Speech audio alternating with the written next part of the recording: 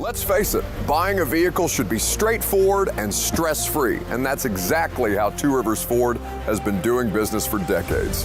This locally owned dealership has a non-commissioned sales team whose only focus is to find you the right vehicle at the right price without the pressure. So you'll actually have a fun car buying experience. Great prices, easy financing, and a non-commissioned sales team. Two Rivers Ford, the South's most trusted Ford dealer.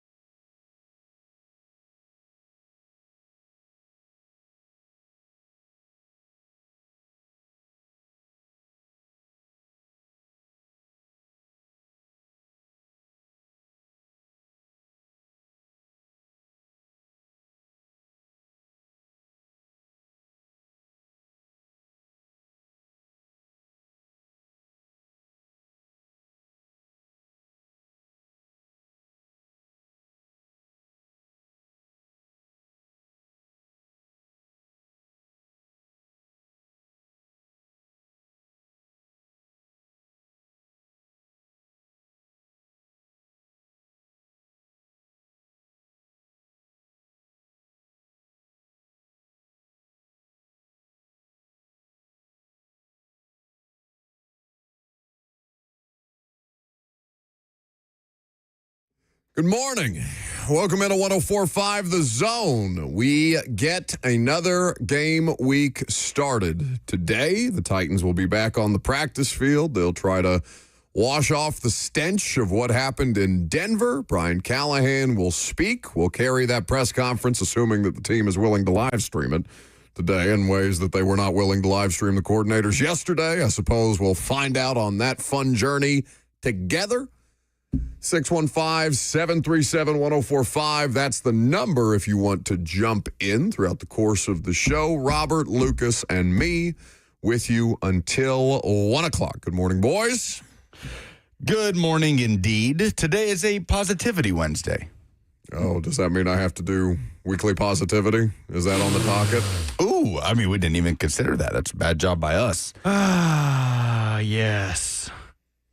It's much less grating without the Calm app music, which ironically enough, I do use to go to sleep at night to try and help me get some sleep. The Calm app, no free ads, but very effective tool. Does that actually works for you? It really does. It's very soothing. You should try doing that before the show. Maybe you wouldn't be so angry when you come in here. No, because then the two of you do something to piss me off like 5 minutes before we walk in here, and I just come in with the energy that I usually have. Like what? Name one thing. See, I feel like this is a you thing. It is a me thing. And you push it onto other people. There's some deep emotional stuff in there that we can dig into. Yeah, you want to do that today instead of talking about Cam Ward actually playing a decent football game? Because I've been dying for 2 days to talk about that. Let's talk about how Cam Ward handled himself. Let's talk about how the defense played far above the bar that was set for it for the entirety of the season, and how special teams seems to be fixed under John Bones Foss. Let's just no. And you're going to do it in a positive tone. I don't want to. We've been so negative. Monday, Tuesday, getting caught in the rat race. It's not our fault we're negative. It's the coach's fault. Titans fans losing their minds. It's one game. It'll be okay. There's 16 more. Oh, God. That sent a shiver down my spine. Come on, try it. 16 more of these? No, don't say it like that. Say 16 more of these. 16 more of these. It's not a got to, it's a get to. I don't know. It feels like I got to. No, it's not. We get to. It's a beautiful thing we get to do every day, and they have 16 more opportunities. God, it's so much fun. All right, I'll do it, but I don't want the music. Get it out of here. Thank you. Well, that's not fun. I am impressed with Cam Ward. So we do the Q&As on A to Z Sports' Instagram. I'll answer some Titans questions on Tuesdays while we got some downtime. And one of the things that I got was 144 kick return yards. That is actually a positive. one of the things that I got was, what about Cam Ward's performance surprised you? And I felt not surprised by anything that Cam Ward did. You two can tell me otherwise. Robert, I know you went and watched the game back after the fact, after you spent, a day and a half mourning your Ravens loss, which at some point we'll be able to give you a hard time about, but I don't think that it's not time for weekly positivity there, is it? Look at him. Look. Made a face like he smelled something bad back there. It's probably you.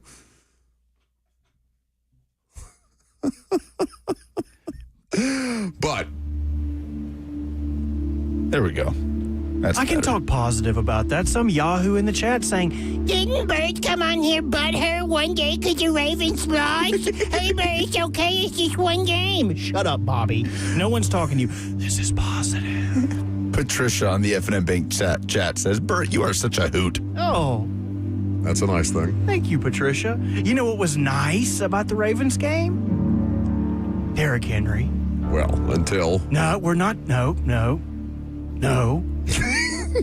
We're not talking about that. We're talking about the good stuff. Ooh, I like this game of weekly positivity. Can I get you to be negative during weekly positivity? No. It's going to be nice. Lucas, you were talking about DK's return yards. That's good. Team return yards, yeah?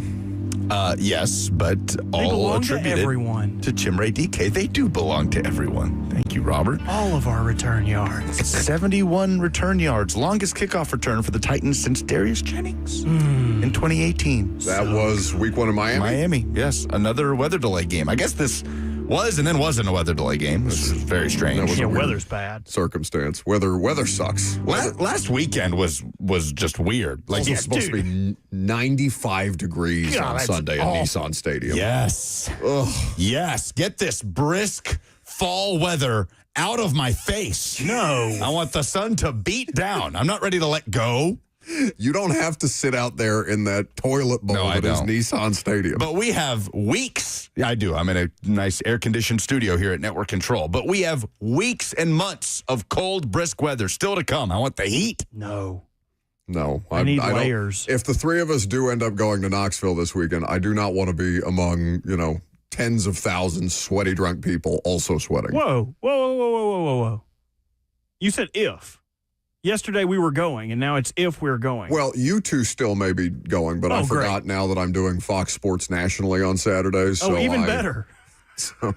Oh, you can't. Oh, God, bring it back. I was your ride, though. I was your ride. No, I can drive. I'm a big boy. You can't drive. I've seen you drive. I've seen you drive us home from Bonnaroo, slapping yourself in the face to keep It yourself was like awake. 3 in the morning. I'm not riding back from the game with you, Robert. You don't have to ride with me. You can drive my car. Lucas and Megan were past the F out on the way home from Bonnaroo, and still he's aware of how dangerous that ride home was. I was swerving because of sleepiness, and Lucas's head would bounce off the wall. What was that?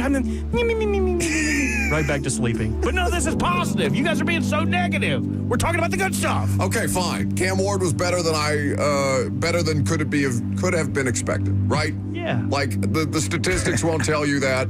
The performance of his team won't tell you that. He was 12 of 28 for 112 yards. No touchdowns, no interceptions, sacked 6 times, which we did not talk about. This is weekly positivity. Yeah, including that 4th and 10 at the end of the game. No. The sack fumble that gave him a second turnover. No? Okay. Only the good stuff. We're going to play some audio later in the show, too, but national media fawning. The tape guys out there are loving what they saw from Cameron Ward on Sunday. Orlovsky, Mina Kimes, Chase Daniel, all with glowing reviews of the number 1 overall pick. And you know who that's bad news for? That's bad news for the coach. If everybody thinks that the player is good, but the coach is not doing enough to support the player, Well, there's that's not good for the coach. other factors there, too, like drops. Sure. And Dan Moore getting ragdolled. Right. But Dan Orlovsky said he counted 8 drops from Titans receivers. I don't know if there were that many. I mean, I can tell you, I can tell you what Pro Football Focus had them graded at for drops, if you give me just a second. Yeah, I'd be very curious because off the top of my head, I'd say, I don't know, 3 or 4. Like the Ridley was credited with 2, even though I think there were 3 that you could probably attribute to him. 3 that you could call catchable, but yes 2.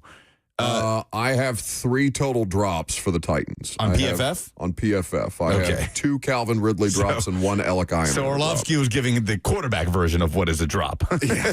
But he's like, that's a totally catchable ball. Receiver's like, it's 10 feet above my head. What are you talking about? But there were some stone cold drops that kind of... Calvin Ridley had them. Yeah, and they came in critical moments like that final push. So there were multiple factors. And...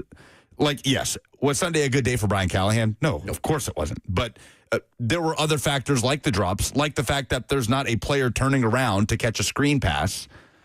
Like, at some point, that's a play that you run in practice, right? At some point, that's the responsibility of the player to know that you are the receiver on this play. So, multiple factors there. But I was slightly surprised at just how overwhelming the feedback, the positive feedback was on Cameron Ward. I thought he was good and poised and ready for the moment and far, far from the biggest reason they lost. But people really gravitated towards it. No, Lucas, he's the number 1 pick. So, 1, you're unaccustomed to that many people talking about a Titans quarterback. But he's going to be, whatever slights Titans fans want to imagine about the lack of coverage or the lack of conversation around him, he's the number 1 overall pick in the draft. People are going to pay attention to him. And I think that he is getting even more credit than maybe he even deserves. The two of you can disagree with this if you like. But I think that he's getting even more credit than he deserves because of how bad they were around him.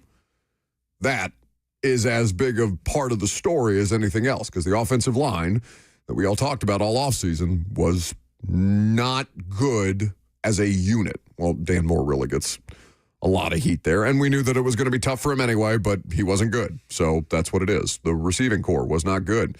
The coach was not good. The defense was good except for the penalties. I mean, Jarvis Brownlee, do you know how many penalties in total Jarvis Brownlee individually had in 2024, his rookie season? He had 8. Lucas, do you know how many penalties he had 3? On Sunday alone? 3. Yeah, 3. 3. And that's a player in the locker room after the fact saying that, no, sir, I played good football. Well, your coach is up there, the defensive coordinator, Denard Wilson, saying the flags have to stop. Mm-hmm. This feels like such an important week, too. Yeah. To right those wrongs, right? To eliminate some of the things that let you down in a game that you were very much in position to win. And now you get a chance. That's the beauty of it. You get a chance. You get 16 more chances, this time to do it at home against a Rams team that we're still calling a Super Bowl contender, the LA Rams, right? Sure. Yeah, until they prove otherwise, which they didn't quite do last week.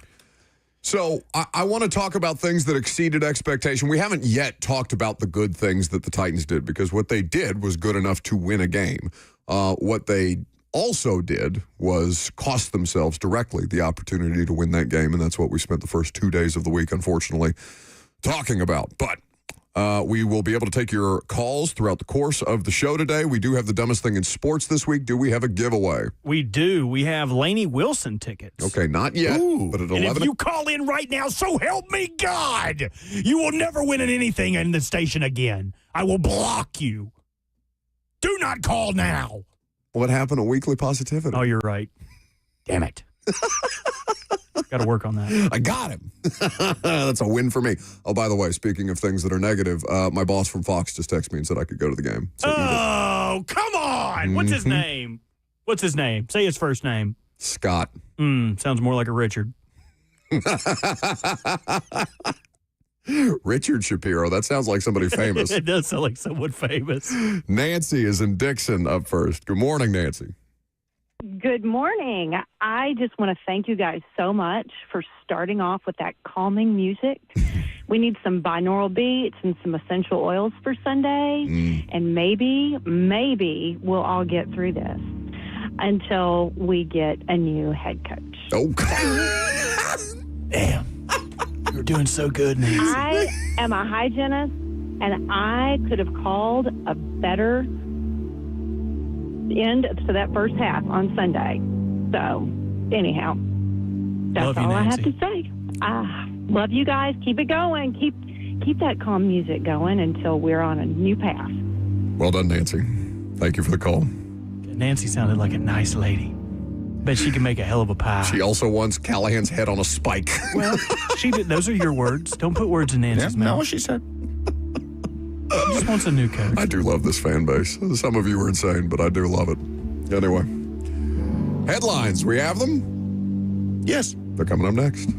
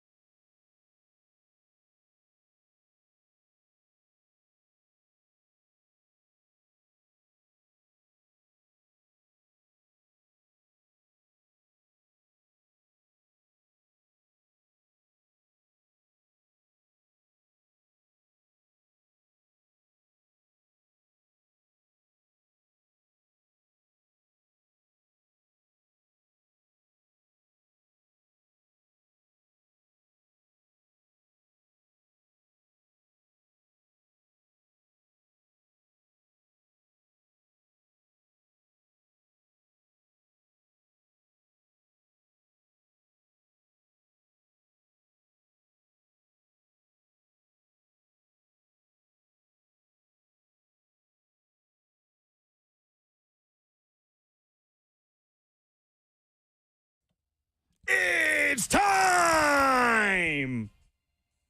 for NFL headlines with Lucas Panzica. All right. MSNBC was coming in hot there, too. I was feeling it. It's good stuff. Well, they had to up the ante a little bit. I think they're taking a beating in the ratings. So we have a whole slate of week 1 games still to react to. Week 2 coming up, some interesting matchups. But the news of the day in the NFL has to do with a game that happened almost a week ago at this point, as the NFL has announced that Eagles defensive lineman Jalen Carter will not be suspended for the spitting incident on Cowboys quarterback Dak Prescott after the opening kickoff and before the first snap of the game last Thursday to open the NFL regular season. He will forfeit his game check for week 1, and there is precedent here established by the NFL that the penalty for spitting on an opponent results in a 1-game suspension. Jalen Carter did not play a single snap in this game, so he will be available for week 2 when the Eagles face the Kansas City Chiefs. And by the way, like, it could have cost them. I mean, Dallas was finding ways to run the football. Jalen Carter, I don't know. We have this conversation so much just because of Jeff Simmons being here locally, but Jalen Carter has at least a seat at the table for best interior defensive lineman in football. He has a seat at the table right now. He was probably one of the 3 or maybe 4 most important players in that game. And Dallas was quick to take advantage of the fact that he wasn't in the middle of that defense. Vic Fangio had to adjust the way that he was calling his defense, given that he didn't have his anchor in the middle there. So it did almost cost the Eagles. It ended up being a 1-score game. Philadelphia was able to outlast Dallas. It's damn near $60,000 that he's missing out on. Yes, $57,000 or $57,222. Incredibly expensive loogie. So I think that it is a fine enough punishment.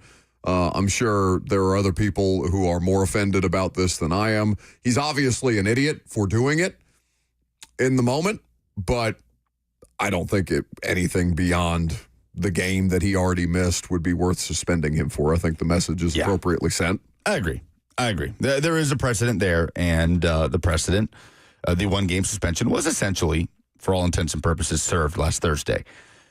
Jadeveon Clowney watch is back underway. The Dallas Cowboys, I heard they have a need at edge rusher. Titans legend. They are hosting Jadeveon Clowney on a visit. This was reporting done by Josina Anderson. Clowney is in Dallas today to meet with the Cowboys. And did you guys see how she reported this? Just a fantastic graphic.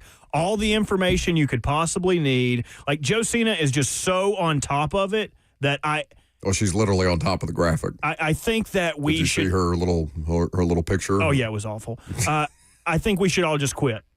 We should all just quit and leave it to her. She just does such a great job. This graphic. Why do you hate Josina Anderson? It's probably the word salad New York best-selling novel she posts that actually have no information whatsoever. She's a very nice woman. I'm sure she is, but she also wants everyone else to know that she has all of the information in the world. This graphic looks like something that like a college student puts together on the library computer and prints out and puts up flyers. Hey, come to my kickback. Yeah, exactly. David Clowney will be there.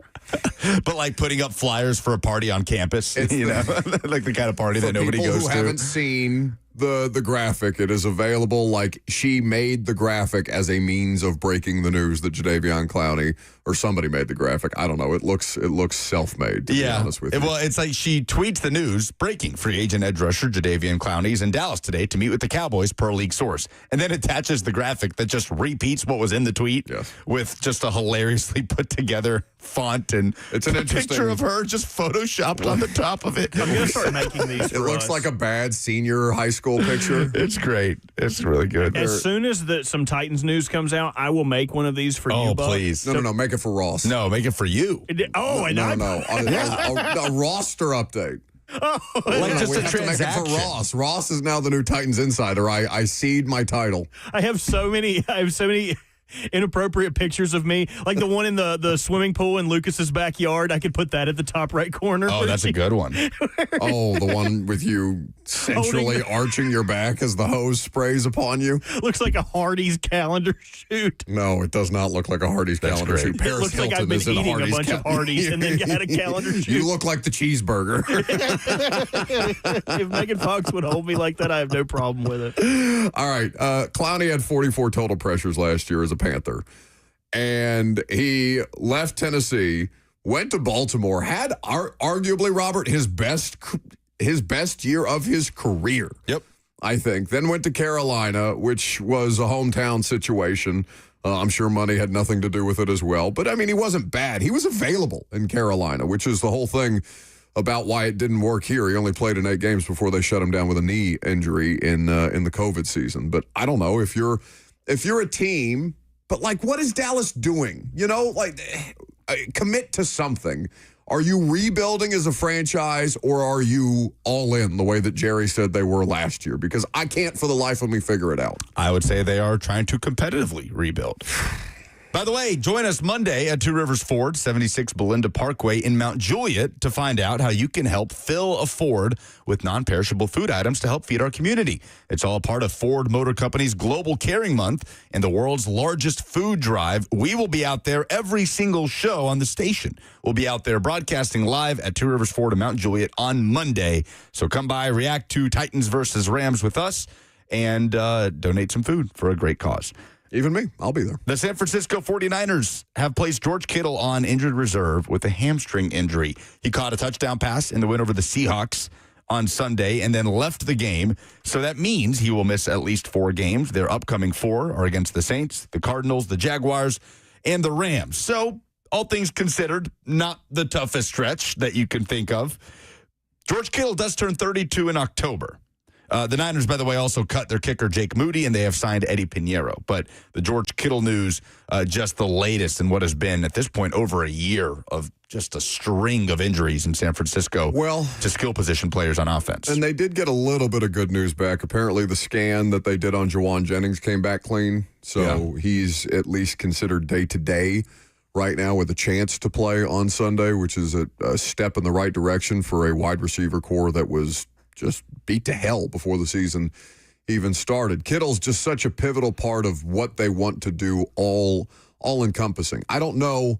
I mean, he's getting up there in age, and I'm blank. Trey McBride, the Cardinals tight end, are we talking about him yet as the best tight end in football? Or are we waiting until more people know of him before that conversation begins in earnest? Because it feels like as a player, he's there. I don't know if the conversation has caught up to him yet. Brock Bowers might have something to say about that. Bowers is a fair point, too. Well, I mean, I feel like Bowers just jumped over him. Yeah. And honestly, they're 2 completely different players. Like, Bowers is essentially like a Y, a dude that can move really well, and Trey McBride is a huge lumbering force who is a good yak guy and also a red zone target. So, like, 2 completely different tight ends. Like, it's like comparing Kittle and Kelsey. They are not the same player. Bowers had a 100-yard receiving game in the Raiders' win over the Patriots in the Also battle of with coaching debuts. He did get hurt. So I guess, but what I mean by that is best all-around tight end. Because that is not Brock Bowers. Brock Bowers is the best wide receiver or pass catcher at the tight end position right now. He had a 38-yard catch Sunday where he reached a max speed of 20.7 miles per hour. I could do that. I'm not dismissing Brock Bowers. What I'm saying is George Kittle has been such a pivotal part of what San Francisco does because he's not just a receiver. He is an unholy blocker in their run game. And that Kyle Shanahan offense is first and foremost predicated off the run game. Kittle has been the best tight end in football to me because of that ability to do both of those things. It's not like Kelsey has never been a blocker in his career, but we understand that Kittle is basically like having an extra tackle. So the physicality of his game, obviously there will be some wear and tear. I think he's missed some time throughout the course of the last couple of seasons. That's a shame because he's just an incredibly fun player to watch. But yeah, I mean that this is why San Francisco feels so tenuous to me. Like I know I picked the Seahawks. The 2 of you both picked the Rams to win that division. I can't remember who I picked. I think you picked the Seahawks too. So you and I picked the Seahawks. Lucas picked the Rams. I just feel like the 49ers, like they're going to have a hard reset at some point. Now that they've paid Purdy, they have to regenerate that roster around him. They've been getting away with it around him because he's been so cheap for so long. Have you seen the quote from Cardinals wide receiver Greg Dortch on Trey McBride? No. It is exceptional. When we touch the grass, he goes from Trey to Traquan.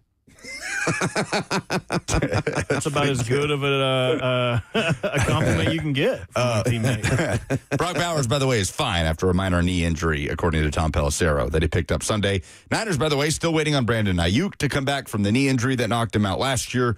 The Christian McCaffrey stuff, he played on Sunday, but that was a question. He popped up with a calf on the injury report last week. So he is the most overrated player in football to me. When he is on, he's awesome. Yeah, but he's hardly ever on.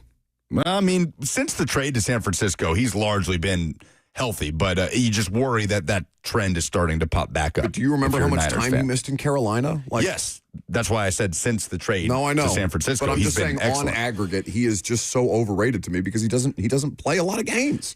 Yeah, but like the Niners were a play away from winning the Super Bowl and him being a huge part of it, right, the other year. Sure. Like that trade, I would say the Niners ended up on the right side of it. For sure. Right? But I just think the love around Christian McCaffrey is so weird to me because he's hugely unavailable. Because he's awesome when he's available. That's why. That is why. That is always going to be the case. For injury-prone players, people will keep chasing. And you worry that for McCaffrey, that trend is starting to go back downhill with his age. What is he? 29? No, he's got to be 30 He's by now. 29. He turned 29 in June. Oh, really? Okay. Some results that we didn't really discuss from week one. Did he come into the league at 20? He was super young out of Stanford. Yeah. One last note on the 49ers before we move on. Buck, I think you made the point last week that at some point Father Time is going to catch up with Trent Williams. Yeah. I saw this stat on Monday, and I've been waiting to share it from Nate Tice on his Twitter. Nate is fantastic during football season, if you like these little nuggets. Trent Williams versus the Seahawks in week one allowed 10 QB pressures. That's a 26.3 pressure rate, and 8 one-on-one QB pressures. In every category, it's the most pressures he's allowed, quite easily so, in a single game since he joined the 49ers in 2020. So we could be seeing the downfall of Trent Williams as well. He looked pretty slow. That's what I'm saying. Like, it had to happen. He's 37. Yeah, clock could be ticking in San Francisco. Ticking. It's again, he's 37. No, I'm just talking about San Francisco, just in general. San The Kyle Francisco. Shanahan, just this window that they've been in. For sure. The Bengals won a week one game. Zach Taylor is now 2-5 in week one as the head coach of the Bengals. Had to do it by a point. Oh, they had to eke it out, too. 17-16. The Bengals managed to win this game with 7 net yards of offense in the second half. 7. They had 141 net yards total. Joe Burrow got off to a really clean start in this game, and then it just took a turn, and he was getting pressured. He got just lit up a couple of times in this game. Myles Garrett had 2 sacks, and the Bengals survive, benefiting from 2 Joe Flacco interceptions, and they are 1-0, hosting the Jaguars this week in what is an intriguing matchup, I think, where we could learn a little something about both those teams. Got to turn your mic on and talk. Oh, shut up. Which one of you picked the Bengals to win that division? I think we both did. I did Yeah, as well. Robert You and did myself. it because you're just trying to avoid any level of I expectation. did. I picked the Bengals. Well, for I mean, sure. they're tied for the lead right now. I mean, here's the thing, man. Their defense, it was against the Joe Flacco Browns. I mean, neither team ran for more than 49 yards in this game. That's what I'm saying. Like, But their defense looked much improved in week one, right out of the gate, because that defense wasn't stopping anybody. Joe Flacco, Dylan Gabriel, whoever you put in at quarterback for the Browns last year. So the defense held Cleveland to 327 net yards. It's crazy the way they Cleveland, doubled up. They just forced a bunch of turnovers. Yeah, they did. They forced 2 turnovers, the 2 interceptions by Joe Flacco. I'm not going to sit here and be concerned about Joe Burrow after week one. apparently, against they a pretty missed good defense. a chip shot field goal, the Browns did, which could have given them the win. Yeah, the Browns were not good. The Browns were the Browns week one. But I will say the rookie contributors for the Browns were exceptional. Dylan Sampson, incredible Yeah, in he the was. passing game. Harold Fannin, incredible in the passing game. Mason Grammy do anything? I wouldn't know, but I would have guessed no. Cedric Tillman had a nice game. He did a touchdown, Yeah, right? 5 catches, 52 yards, and a score. So we'll see if the Bengals offense can look any better against the Jags. Speaking of the AFC South, we talked about the Colts and how good Daniel Jones looked in his debut. Colts finally broke the streak. They win in week 1 for the first time. Anybody remember the stat? The last time they won in week 1? Is it 2013? I was going to say 14. No, it's 13. It's an insane stat. Week 1? Yeah, they haven't. What's the at Jacksonville streak? Because that's just as bad. It's about the same. I want to say it's like a similar 2013-14, the last time they won in Jacksonville. The Colts have Dolphins fans wanting Mike McDaniel's head after that game. Well, I mean, Indy, by the way, plays Denver at home this weekend. that's a fun matchup. Late afternoon kickoff. You said in Indianapolis? Yes, 3:05 kick. In Indianapolis is a hard thing to say. I think you try not to react to one game sample sizes too much, but I'm fascinated to see what that game looks like. Because Houston looks so pedestrian in that game. Jacksonville was not impressive. I mean, the defense for Jacksonville actually more impressive than I was expecting them to look. And again, there's all manner of week 1 things that may be exclusive to that specific game that they played in that may not bear themselves out over the course of the season. You could say the same of Daniel Jones and the Colts' offensive success in week 1 because Miami famously has no corners. There are no corners playing for the Dolphins right now. I know there are actual bodies and names that are lining up at corner, but they don't have any corners in Miami. So how this progresses with Jacksonville and Houston both looking gettable, if Indy comes out as the best team in this division this year. They were the best looking team in week 1, but the Dolphins too. I mean in the division, not in general. In the AFC South, excuse me. Yeah, for sure. But you wonder if the Dolphins are on a path here. Oh, yeah. Of just going downhill. Darren Waller can't save you, Mike McDaniel. Tyreek Hill getting into legal stuff with domestic violence accusations, and just the vibe is not good around Mike McDaniel and that football team at the moment. So we'll see just how real. Week 1's a liar. We say it all the time. All the time. So we can't sit here and just take away these Colts are the best team in the division. Because they had a good week 1 performance, though it was a good week 1 performance. How many snaps do you think Travis Hunter, by the way, got in his regular season debut? He had 33 receiving yards. How many defensive snaps do you think he got? I don't know. Just guess. 5. Bert, you got a guess? I know he had 0 in the first half, so I'll go with 0 in the second half as well. They put him out there for 6 snaps. Okay. 6 defensive snaps. And if it was in the second half, the game was well at hand. So Yeah. it was probably like third long. Yeah. They're just trying to like get him like comfortable out there. I mean, I don't suppose you got to get him comfortable out there. He played that position his entire collegiate career. Get out there against Jamar Chase this week, bud. Yeah. How many total snaps did he end up playing? I just you closed said the game. 33? Oh, my bad. He had No, he had 33 33 receiving. receiving 33 receiving yards. I bet he probably played 40 total snaps. It seems a little light. It was the whole reason I was asking. Like you would, I would imagine. 42 offense, 6 defense. So 48 total snaps. I would imagine that number slowly ramps up as the season goes on because Well, yeah, they don't know what to do with him either. They're just trying to feel this thing out. and it really seemed like they were trying to. You know when wide receivers complain like I'm not getting the ball enough, so then the next game people force feed them the ball. It seemed like they were doing that without him having to complain. Like they wanted to make him a focal part of the offense, but just couldn't hit. JC Well, Horn they also want to give Brian Thomas Jr. a little breathing room. Like if they can find a legitimate threat. Well, they gave him plenty. I don't think he caught a ball until he got an end around in the red zone to get a touchdown. SEC observations are next.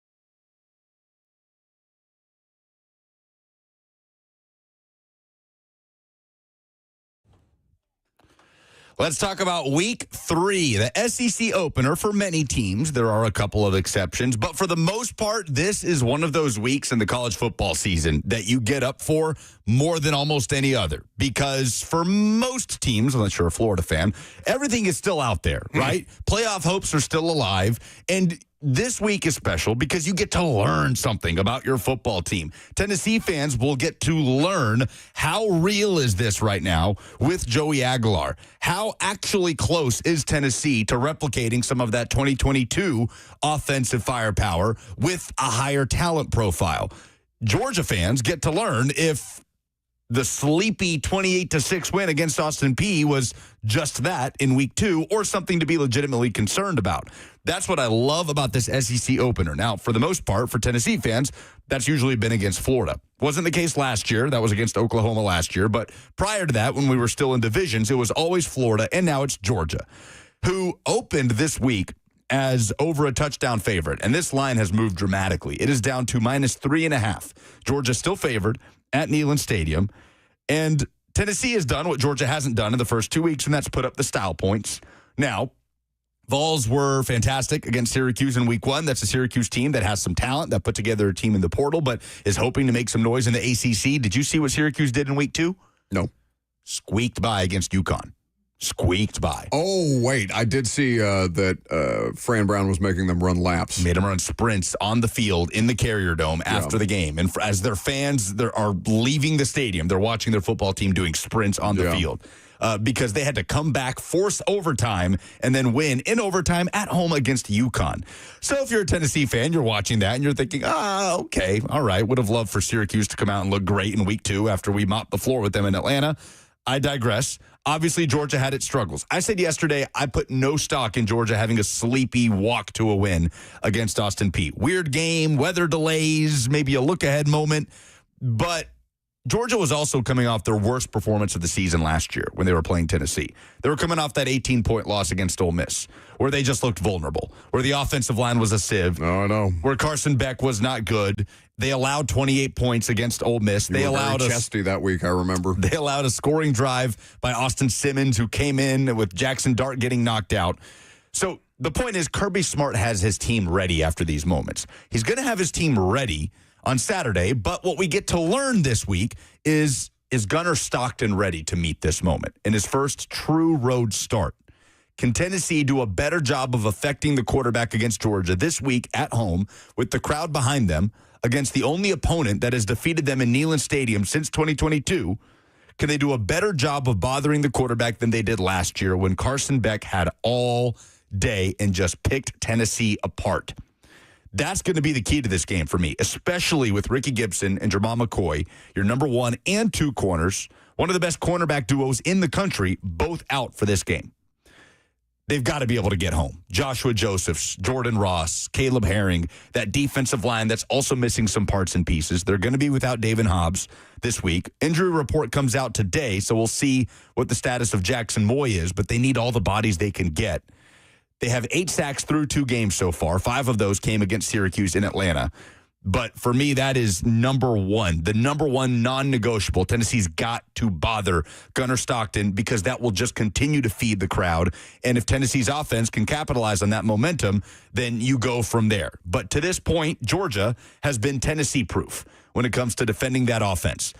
The Vols' talent profile is closer to Georgia's in terms of just the foundation they've built in recruiting, even though a lot of those guys are unproven names. But it's going to be rocking. Checker Neyland on Saturday at Neyland Stadium. What section are we in?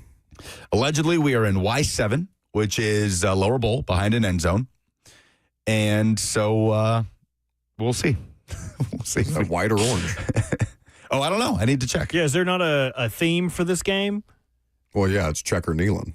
Oh, so we have to figure out whether our section is... We need to figure out whether we are in an orange section or a white section, because the only Vols gear I have is a white Tennessee pullover, which apparently I'm not going to wear because it's going to be 100 degrees in there. Let's do this in real time. How do you guys feel about body paint? I was thinking about... white. We are white. Okay, perfect. Oh, at the game. Yes, okay. So if we were going to do body paint, I would need to get us, what do you think, 3, 4? Oh, we're going to whitewash you? Yeah. Oh, yeah. Do you not think we could pull that off? I don't want you in my car. I'm not riding with you. I am driving. I am driving there, and Lucas is driving back with me. No. Yes, you are. Yes, you are. That's fine. That's a delightful development for me. I don't want to have to schlep you two around. Oh, are we riding with you? That was the plan. Oh, okay, great. Then, yeah, we'll ride with you there. I will paint my body at the tailgate, and then after the game, Then I will ride leave you back in with Knoxville because you will not be in my car. That's just baloney, dude. No. That is not. Truer words have never been spoken. I will leave you in Knoxville. We'll get you in that car, Robert. Don't worry about that. I've already bought my pasties, dude. I'm doing body paint. Oh, really? That's the place that you're comfortable covering up? Everything else, you'll just let it loose, but the nipples, no. Yes, they have tassels. ESPN's FPI has Tennessee at a 51% chance to win this game. Talk me out of betting on Tennessee when we do picks because I want to take the 3.5 so badly. It feels like this is the most gettable Georgia has been in the Heupel era. That doesn't mean anything. It was the most gettable Georgia's been last year, too. Right. Yeah, for sure. That's the thing. I have zero doubt that Kirby Smart, to your point, is not going to have his team ready to play at Neyland Stadium. Yeah. Now, Neyland is a huge advantage. Or you have zero doubt that he will have his team ready to play. Neyland is a huge advantage. They are rolling right now. They have not faced anybody the caliber of Georgia, obviously, but I am fighting myself internally because I can bet on college football. I can't bet on the NFL, and I want to take my hard-earned, maybe not hard-earned, but my earned American dollars, and I want to bet the Vols plus 3.5 so badly. You do you, bud. It's a free country. No, I know, but I don't like that. I don't like that idea at all. Yeah, I want to use your money to bet on the Vols too. We're going to have Adam Sparks on to talk about this game tomorrow. Chris Doring of SEC Network is going to come on Friday to preview this game. A couple other matchups. Florida, as they slide after their loss to USF, has to go to LSU, who, by the way, also was a sleepy team last week, 23-7 against Louisiana Tech at home. Was not a banner performance from Brian Kelly. But we'll see if Florida continues to slide and if they are indeed dead in the water. Vanderbilt, South Carolina, maybe might go under the radar. Probably not a lot of people are going to talk about this game, but a very sneaky prove-it game for both teams. Can South Carolina prove that they are indeed a college football playoff contender? It's been a disjointed start for the offense, with Mike Shula taking over. Dow Loggins is now at App State. Mike Shula calling plays for Lenore Sellers. They've been bailed out by special teams with punt return touchdowns each of the last 2 weeks, making those score lines look a little bit better. But it's not been all sunshine and rainbows for Lenore Sellers so far in the first 2 weeks. South Carolina has a chance to prove that they are indeed that team that everybody kind of latched onto in the preseason. Vanderbilt has a chance to prove that the ceiling is higher than we want to place on Vanderbilt football. A lot of us want to place that 7-6 win ceiling on Vandy. A road win at a number 11 South Carolina team would be the second most impressive win of the Clark Lee era, easily. So that's such a fun game. Yeah, it's a sneaky fun game. Diego Pavia versus Lenora Sellers in front of a rockin' Williams-Brice Stadium. I can't wait to watch this game. Arkansas plays at Ole Miss this weekend as well, but no doubt in Texas A&M will be at Notre Dame in a rematch of a great game in College Station last year. But in terms of conference matchups, Tennessee, Georgia, Vanderbilt, South Carolina are going to tell us more about those teams involved than any other SEC matchup happening this weekend.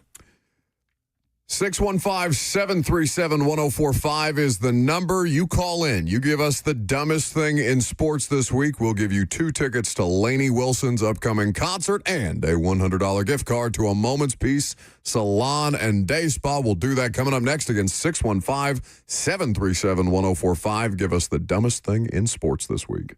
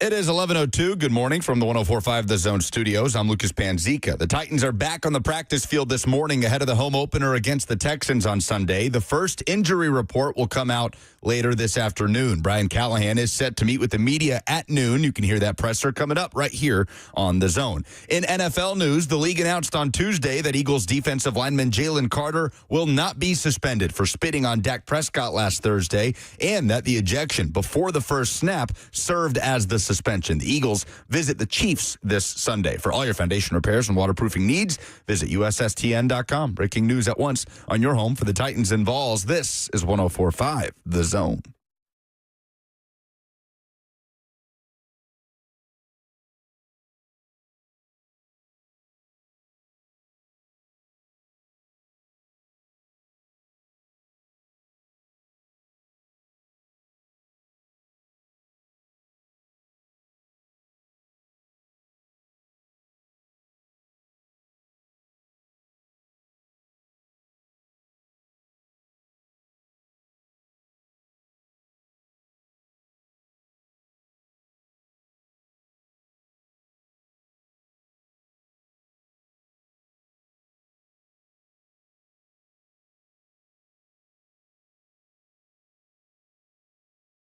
It most certainly is. 615-737-1045 is the number. Call in. Give us the dumbest thing in sports this week. We will give you 2 tickets to Lainey Wilson and a $100 gift card to a Moment's Peace Salon and Day Spa.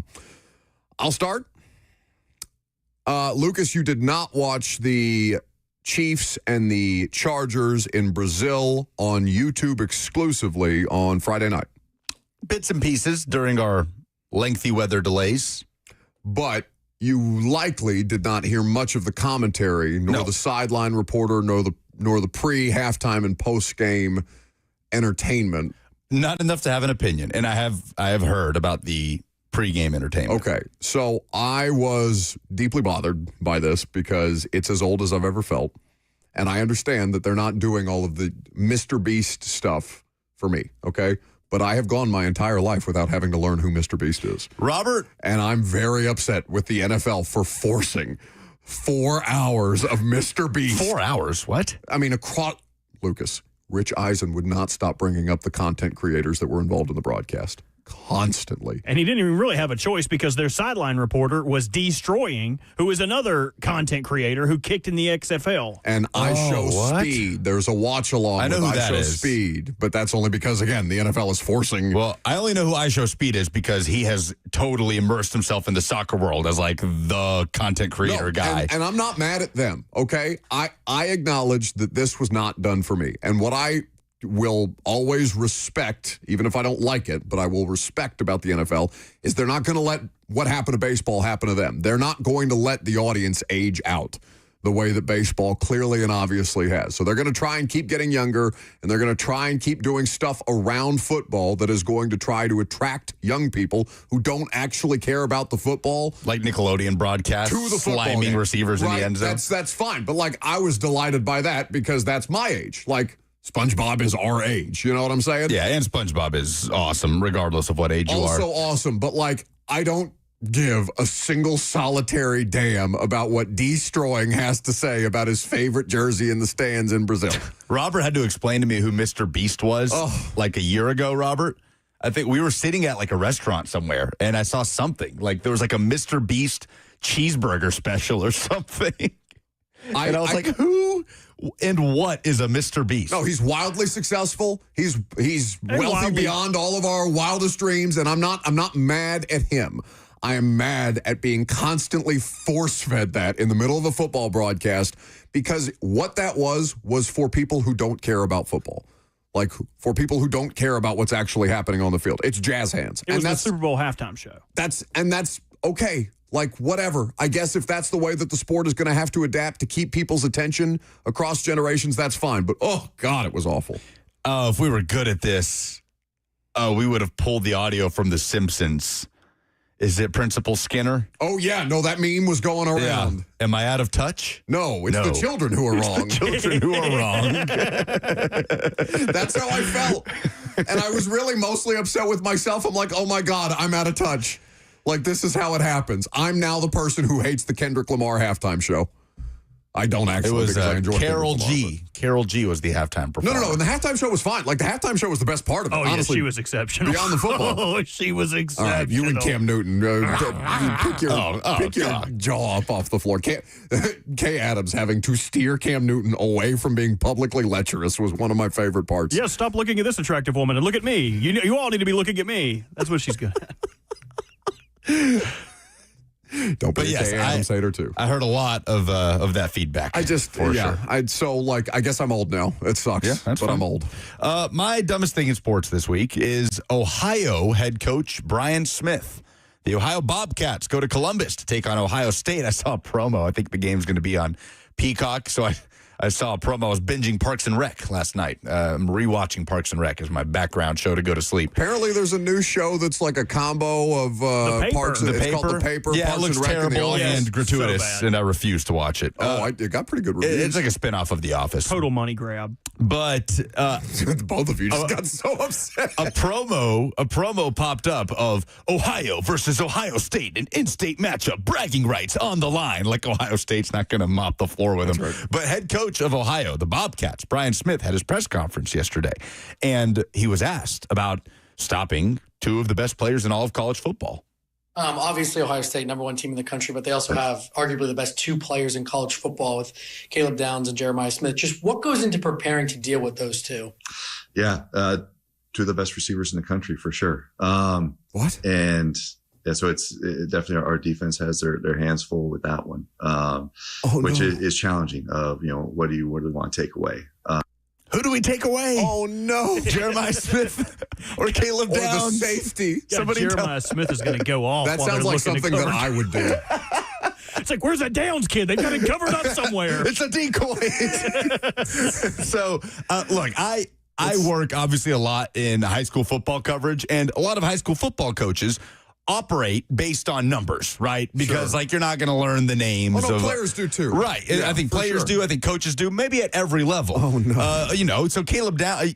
But that was a tough look for the head coach preparing for the Ohio State game. Robert.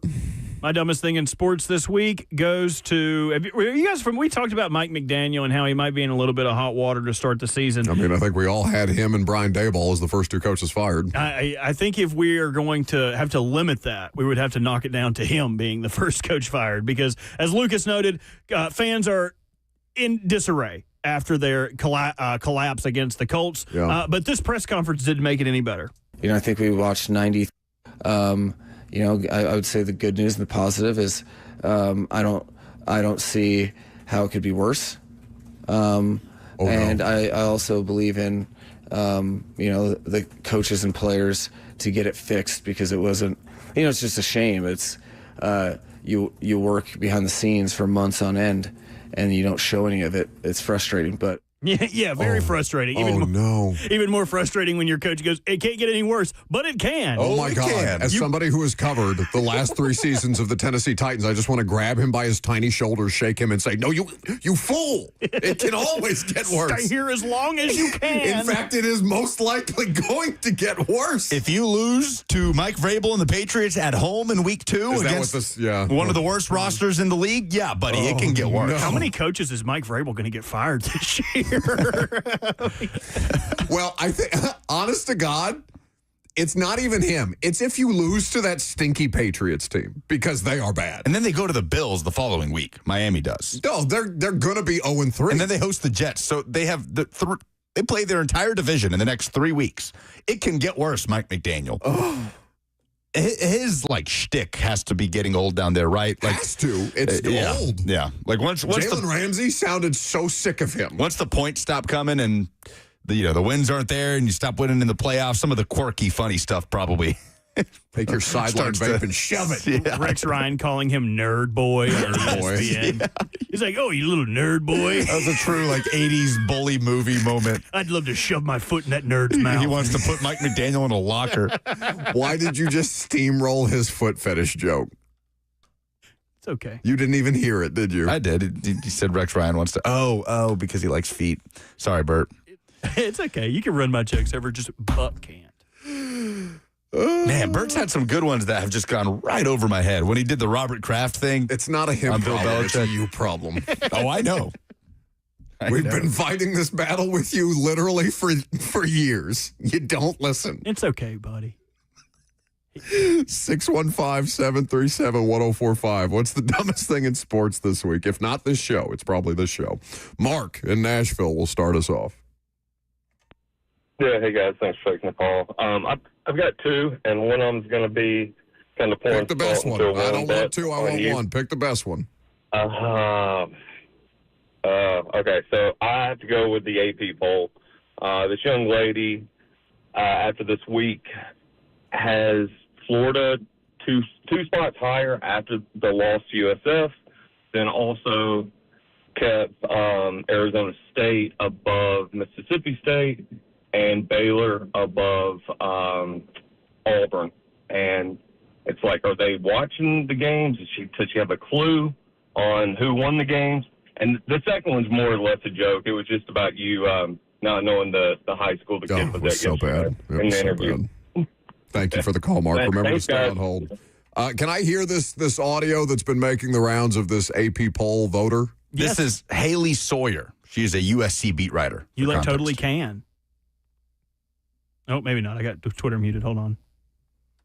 At your convenience. Well, I mean, just talk amongst yourselves, dude. Like, So this is a USC beat writer.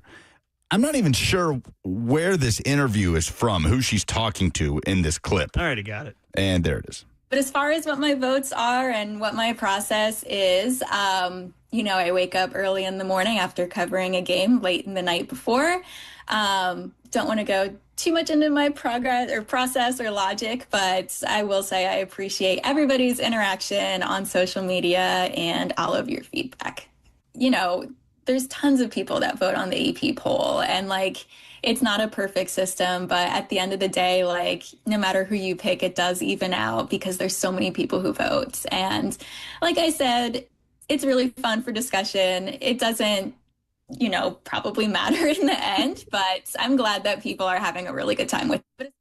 Oh, no. It's totally the best thing, dude. I don't understand. Oh. And part of me hates it because she's getting dragged across the face of the earth. It's got to be awful. She has made her Twitter account private. She has I to. imagine she's getting just some awful things said to her, which shouldn't happen. Because it sounds to me like her votes are public. They are. And then she made a video after the fact explaining her process without wanting to get into her process. It just made it so much worse because it unfortunately does matter. It just does. It matters to fans. Because it matters to Vandy fans that they're not ranked right now. Oh, for sure. But more importantly, it matters to the College Football Playoff Committee that has sitting athletic directors that are not crunching the tape on these games. Yeah. How are they evaluating Arizona State after their loss to Mississippi State? Part of the evaluation is that little number next to them in the AP poll. And there comes a point where the CFP poll matters more than the AP poll, but it is absolutely part of the equation. And she's right that she's one of, I don't know how many voters. So in a way, maybe it gets washed out. Florida still fell out of the rankings, but it does matter. And you wonder how much that thinking is prevalent across the board with the AP poll. Dawn kind of lit into her yesterday about how this is a bad look for women in sports. I was just going to say, because I didn't hear Dawn say that, but that's my initial reaction too. It means more when Dawn says it, obviously, because Dawn has had to fight through a lot of this crap. Dawn still deals with a lot of this crap, which is insane. Dawn is as knowledgeable a football person as anybody on the station, obviously. If you listen to a thing or a second of 3HL, you would pick up on that. But the harm that something like that does to the perception of women in sports is brutal. I hate that for the woman, but those are the consequences of her actions, I guess. And that's just, that's unfortunate. All right, let's squeeze a few more in here. 615-737-1045 is the number. What's the dumbest thing in sports this week? How about James? It's going to be the easier one this week, and that is none other than Brian Callahan. Yeah. There's so many ways you could go about it. There's so many things that happened in Sunday's game where he just dropped the ball, whether it's starting at the 7 with 47 seconds left and going pass, making you want to pull your hair out when you're going against one of the best defenses in the NFL and a rookie quarterback. Your O-line's playing bad already. It's terrible. But the dumbest thing that Brian did, no doubt, is when Alec made that catch. There's obviously an elbow in. It's counts as 2 feet. He doesn't challenge it. He doesn't think it's, a catch. And then he goes and doubles down on it in the press conference, which good for him. The day later, he owned up to it. It's hard to do that, but still. It's the fact that you've been in this league for, 15 years now. Your dad's been in for 35, and you just don't know that. You got to be better as an NFL coach, and it's just the dumbest thing in sports. Thanks, guys. Thank you for the call. I'm sure a lot of people hold that opinion today. Tim in Murfreesboro. Hey, guys. Thanks for taking my call. I'll keep mine short and sweet. I'm going to say Jeffrey Simmons. As bad as that game was, we still stopped them there at the end and had a chance to at least try to go down and tie the game. And the play was over, whistle blew, and Jeffrey Simmons made that dumb play and got that personal foul that steal the game. That's my dumbest thing in sports this week. Thanks, guys. Thank you for the call, Tim. I was more upset about the neutral zone infraction that, on 3rd and 5 earlier in the game. Yeah, but this was more costly. I mean, because you were more upset about this. Yeah, it's just you just can't do that, man. It's outside of the 2-minute warning at that point. You're going to get the ball in better field position with more time. You did end up getting the ball down by a score, but the play's over, right? It is over. Cody Barton's got him, pushing him backwards. Yeah. Forward progress is going to be called. I felt bad for Barton. Barton threw his hands up in the air what did I do? Yeah, I know, right? It looked like at first was it on Barton? And I get you play to the echo of the whistle and all these things, but there's also an element of just being smart. That was another moment of them hurting themselves Sunday. And he apologizes for it every time in the locker room afterwards, but at a certain point, and I know he's a great player, and he had a great game on Sunday, but it was made less great by the penalties. He cannot keep doing that. Nick in Nashville next. So mine's got to be the 2 defensive linemen that have opened up a new spit gate, if you will, between Florida and the Philadelphia Eagles. Players costing both of their teams. I mean, that's one of their highest production defensive linemen on the Eagles. And then Florida, you have a chance to get the ball back and win the game. And you blow it by spitting on another opponent. That's got to be the dumbest thing. That's a really good one. It's crazy that we got 2 in the span of a week. How? In the span of 3 days. It's just so stupid. It's just so, it's so unbelievably stupid. Mind-numbingly. I mean, we want to give the tickets to Nick? Because I think so. That's of all the things. That's the dumbest thing. It is by far and away the dumbest thing. I know Callahan screwed up, okay? I know that the woman with the AP poll vote looks like a fool today. But, costing yourself and your team field position or the opportunity to win the game is as dumb a thing as humanly possible because you can't keep your spit inside your mouth. Yeah, and it followed up a pass interference against Florida. Literally 30 yards, just like that. And South Florida, the next play is in field goal range. It makes me so mad. I don't even understand what it's supposed to accomplish. I know. What? I feel like you would spit on someone to antagonize them to fight you, but you get popped for it. You also play a game where you get to hit people 50 times a game. Why don't you just beat him? There are other ways to channel that.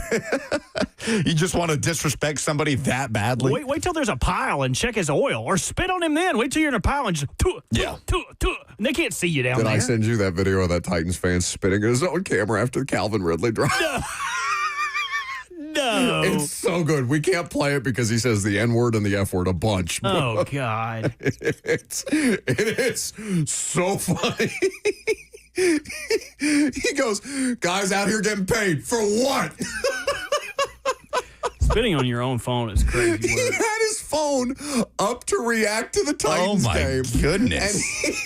Spit in his camera? He was losing his mind. The game wasn't even over yet. It cuts to him at the end after the final Ridley drop that What is with the spitting? Put Cam Moore's dad over the top. And he just goes, Calvin Ridley dropped another mother effing pass.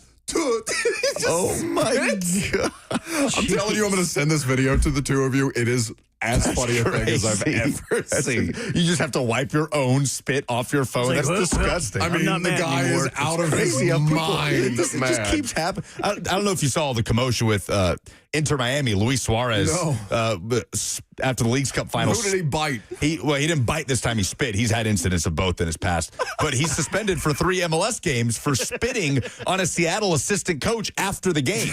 Like walking up to him and spitting in his face. It's like, what is going on? Like, this was like 2 Sundays ago. So it's just happening all out of something's in the water. I don't know what's happening. I want the two of you to watch this video on air, except I'm scared that you're going to hear what he's saying like through the microphone, but it is unbelievably funny. I could not stop laughing. Anyway. All right, Nick gets the Laney Wilson tickets. Congratulations to Nick and a $100 gift card to A Moment's Peace Salon and Day Spa. A Moment's Peace makes this possible. If you need a moment of peace in your life after your favorite football team plays, amomentspeace.com for more information. Let's talk more about Cam Ward's debut. Let's talk about something that was good out of that miserable football game. I'm Buck Rising. It's 104.5 The Zone.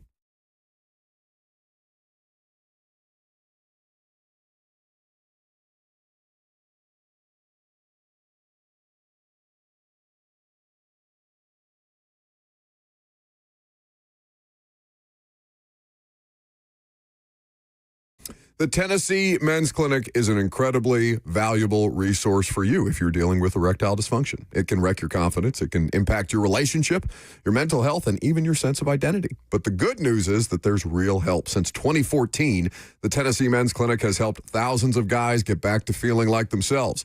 They aren't cookie-cutter treatments that are on offer. The Tennessee Men's Clinic is urology-based and staffed with multiple licensed providers who specialize in men's sexual health.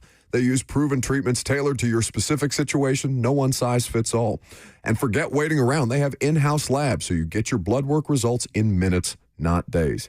If you felt the sting of performance issues recently, call the Tennessee Men's Clinic. Your initial appointment is only $99 and includes a full medical consultation, blood work, and, if medically advised, a test dose right there in the office. Call today at 615-208-9090. That's 615-208-9090 or book easily online at TennesseeMen'sClinic.com.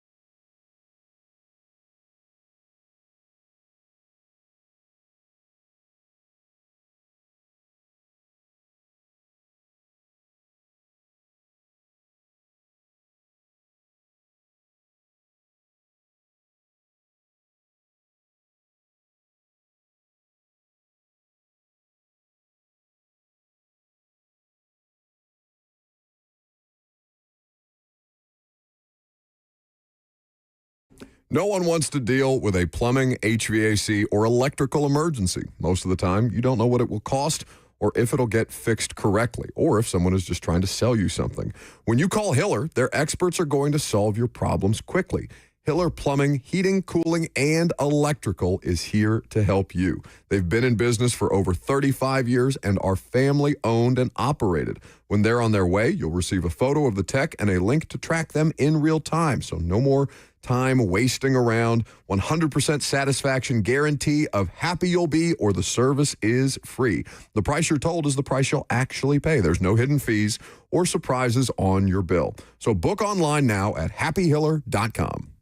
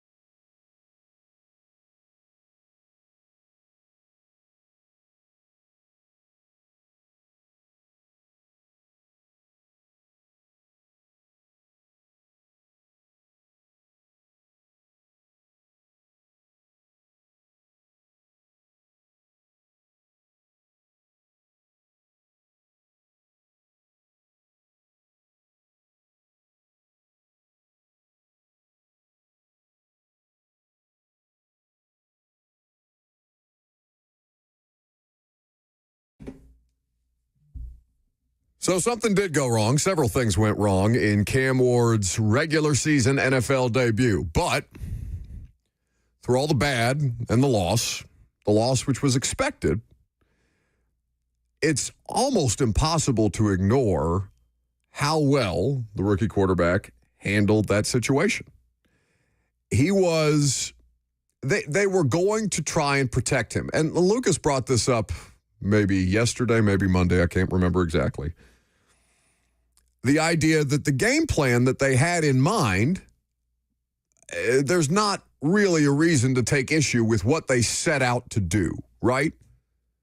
Based on the approach that they were taking, they were going to run the ball. They were going to take pressure off of Cam Ward. They were going to try and keep that Broncos pass rush at bay. The best way to do that is to efficiently and effectively run the ball, and they were having some level of success with that early on. It was also to put points at a premium. So if you were not able to convert in the red zone, then there's nothing wrong with kicking a field goal, even if a 3rd and 10 surrender draw is not the ideal play that you want as a fan base, because you've got a gunslinger at quarterback who you know has the ability to make plays off of script. You're going to run the ball. You're going to try and get as many yards as humanly possible. You're going to kick the field goal, and you're going to take that 3-0 lead. That was their approach to protect Cam Ward. And for the most part, it worked until they started to fall apart in ways that some were expected, some were not. But on the whole, Cam Ward's efforts were impressive. And not just impressive in terms of, well, he did enough to win them the game.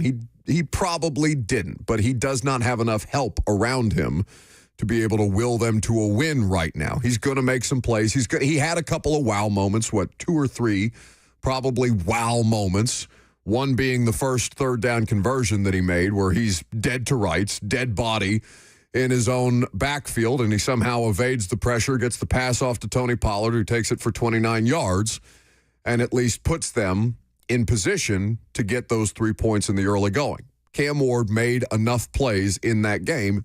The people around him did not make enough plays to support him in a winning effort. So this was Chase Daniel reacting to Cameron Ward, former NFL quarterback, does a podcast with Diana Rossini, ESPN analyst. The Cam Ward tape really sticks out. Titans have their guy. That's Chase Daniel on Twitter. Kurt Benkert, another former NFL quarterback who has a website called thedimelab.com, where he does a lot of tape review, tweeting, Cam Ward showed flashes of vintage Aaron Rodgers in his film against one of the best defenses in football in his first ever start on the road. The guys around him have to be better, but Ward's ball placement, anticipation, and ability to change arm slots was top tier. Vintage Aaron Rodgers. The comparison for Benkert, who, by the way, was Aaron Rodgers' teammate in Green Bay in 2021. Yeah. And then here is Dan Orlovsky on the Pat McAfee show. I was like blown away by his tape. I thought his tape looked awesome, dude. Like he throws Tennessee's got a guy. Like Tennessee's got a guy. Like this guy's talent of throwing a football is off the charts. They win the game if they don't have like 8 drops. I counted for that play is awesome. That's like that reminds me of like Joe Burrowish type stuff. I just the ability for him to thread the needle on some of the throws and just to cut the ball loose with what he's looking at, I was wildly impressed with. I mean, that defense is awesome. And he made some throws that were, I mean, dude, I got drops on 1, 2, 3, 4, 5, 6, 7, 8 drops. All right. His dad has those too. His dad was catching. He saw all of those. He was sick of him getting up, just going over. Dude, they win the game. I mean, the guy ran a 6'1" He caught the ball. Strepro catch. Yeah. Kind of Griff Whaley. So he cuts it loose, man. He is crazy talented throwing the ball. Now, I'll give you 2 things. Like, yes, there are times when he's got to be like, Cam, you can't take that sack. Like, he takes back-to-back sacks that takes him out of field goal range. He did that in college. He's got to learn from that. He would be my expectation. And there are also some times that he fires the friggin' ball in there. And I'm like, could you have taken a little bit off to help him? He's got the touch. He does. This isn't there's some guys who throw everything as a fastball. That's not that's not the case here. I just did that throw sick. I'm telling you. I mean, he's got. I wish I had B-roll for you guys. He's got 8 drops that you're like, yo, that throw is off the chart. So I think Tennessee's like got a guy. He was wildly impressive against a ridiculously good defense. Is there a baby on the Pat McAfee show set? What do you mean? Or is that just Cam Ward calling for his dad, who's slumped over in the stands? I'm not sure what you're referring to. 8 drops, a little dramatic, extreme, but little dramatic. Dan. But there were drops there. There were, and he's the Titans' skill players, wide receivers, tight ends, and running backs. At least according to Pro Football Focus, the Titans themselves may have graded more. They may have graded less. I don't know how they could have less, but Pro Football Focus has 3 drops from skill position players: 2 from Calvin Ridley, 1 from Maya Manor. We're about to do Wet Powder Wednesday, but it seems like a lot of these national tape study guys, former quarterbacks, all 3 of those guys are former NFL quarterbacks, Benkert, Daniel, and Orlovsky. Powder is wet on Cam Ward for those guys. And this is a part of the discussion around Cam Ward.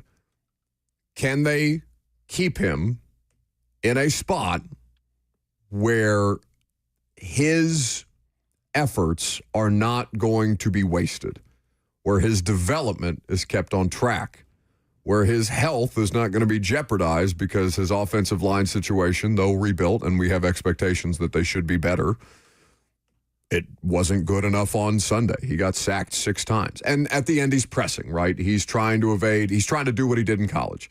He's trying to make plays outside the pocket, and he's not going to be able to do that against a Denver Broncos defense. He got away with it once, but that was it, right? So I think on aggregate, you can be pleased with Cam Ward. The concern that is always going to be there is, are they going to get it right around him? It's it's in its infancy phases, so there's no reason to panic yet, but plays were there to be made on Sunday. Guys were in position to make plays, and they let their quarterback down, which is the whole thing. I mean, it's the problem with being the number 1 overall draft pick. You go to the worst team in football. And so while there are reasons to think that the Titans' floor has been raised, they are still working with a roster that in large part was a part of the worst team in football last year. Well, we can't do this season is move the goalposts on them. And I understand your rhetoric about lowering the bar anymore. But we came into this season expecting something in that 5 to 6 win range. 5 and 12. Right? So we can't then change the discussion if that's the trend, what they're trending towards, and then be crazy upset tearing our hair out. But we can talk about the context of it game to game. Sure. And the context of this game was that they shot themselves in the foot. That's why it's so frustrating. But can they just lessen those self-inflicted wounds to put Cam Ward in more of a position to show that he can be the guy and let it reflect on the stat sheet and the scoreboard? Lucas. And not have to dissect a 12 of 28 game and say, no, here's why he was actually really impressive. Yeah. I get what you're saying about, it's if we had low expectations for them, we shouldn't move the goalposts on them. And you're right about that.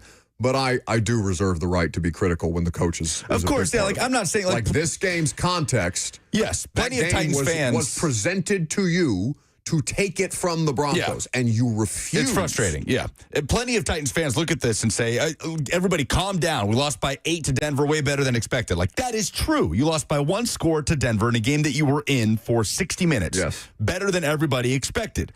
But the information that we have, the context of how you did it, is what makes it frustrating. It's okay to be frustrated by that. And also, it's important to say it is one game and that they're going to have a chance to bounce back from it in week 2 and in week 3 and so on.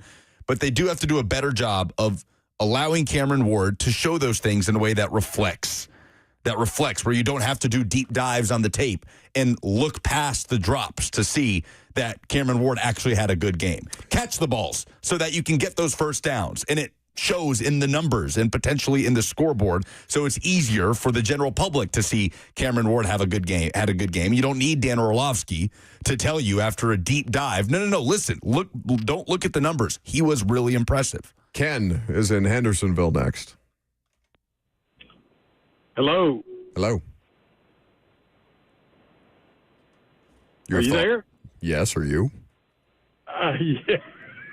Yeah, you're being unnormally quiet, bud. I'm waiting for you to talk, Ken. My question is, we need possession receivers that can get open quick. So he's under 2.5 seconds releasing the ball. Why would the coaching staff not consider trying Restrepo, even though I understand there's, comments about he can't get separation and all that, but he has the most connectivity of any of the receiver corps with Cam. I got to believe he's used to catching that. Cam's throwing a hard ball. I mean, and as you can see, it was right off the fingertips of several receivers. But why would the coaches not give that a try to see if that could early give Cam some success? Because I think he's great. I'll hang up and listen. Thank you for the call.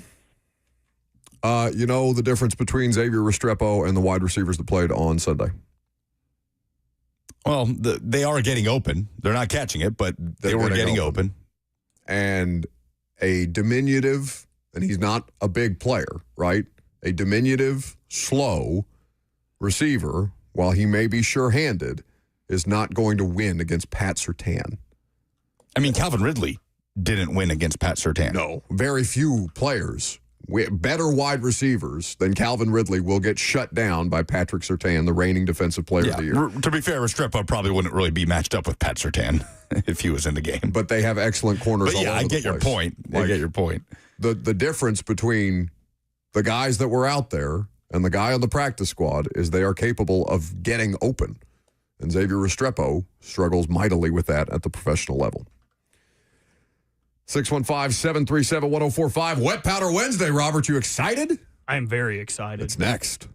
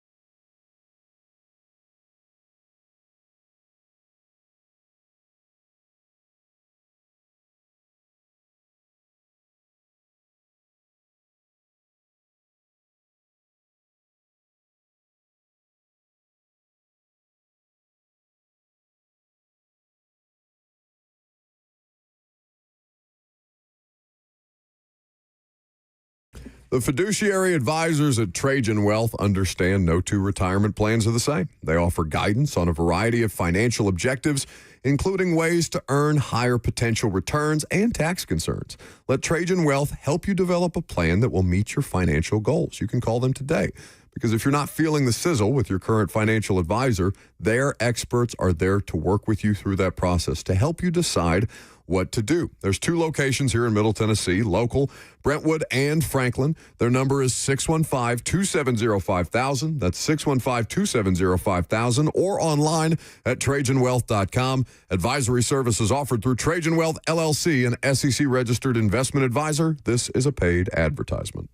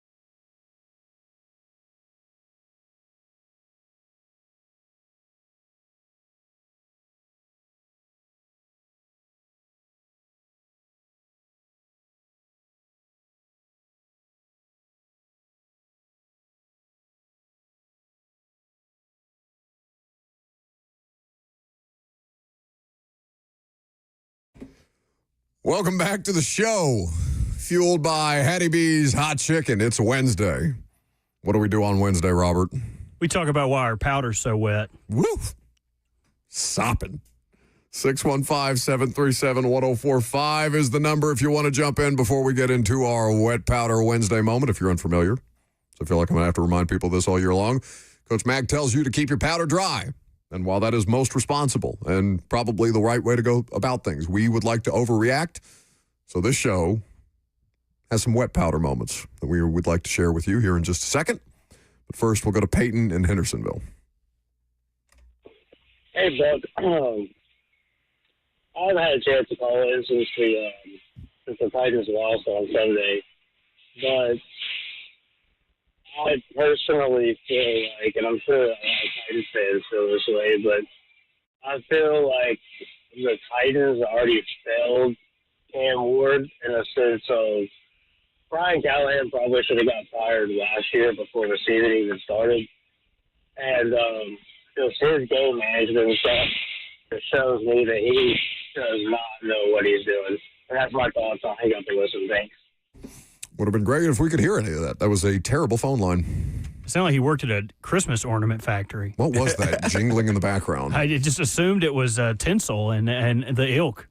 They're making more Christmas ornaments. Sleigh bells? It sounded like it. I don't know. Be wonderful if I could understand what he said. Go ahead, Robert. No, you go. I think we should interpret it at the same time. All right, ready? Yep. In 3, 2. He So thought Brian he was Callahan thinking should Brian be Callahan should be fired fired last last year, is what he was saying.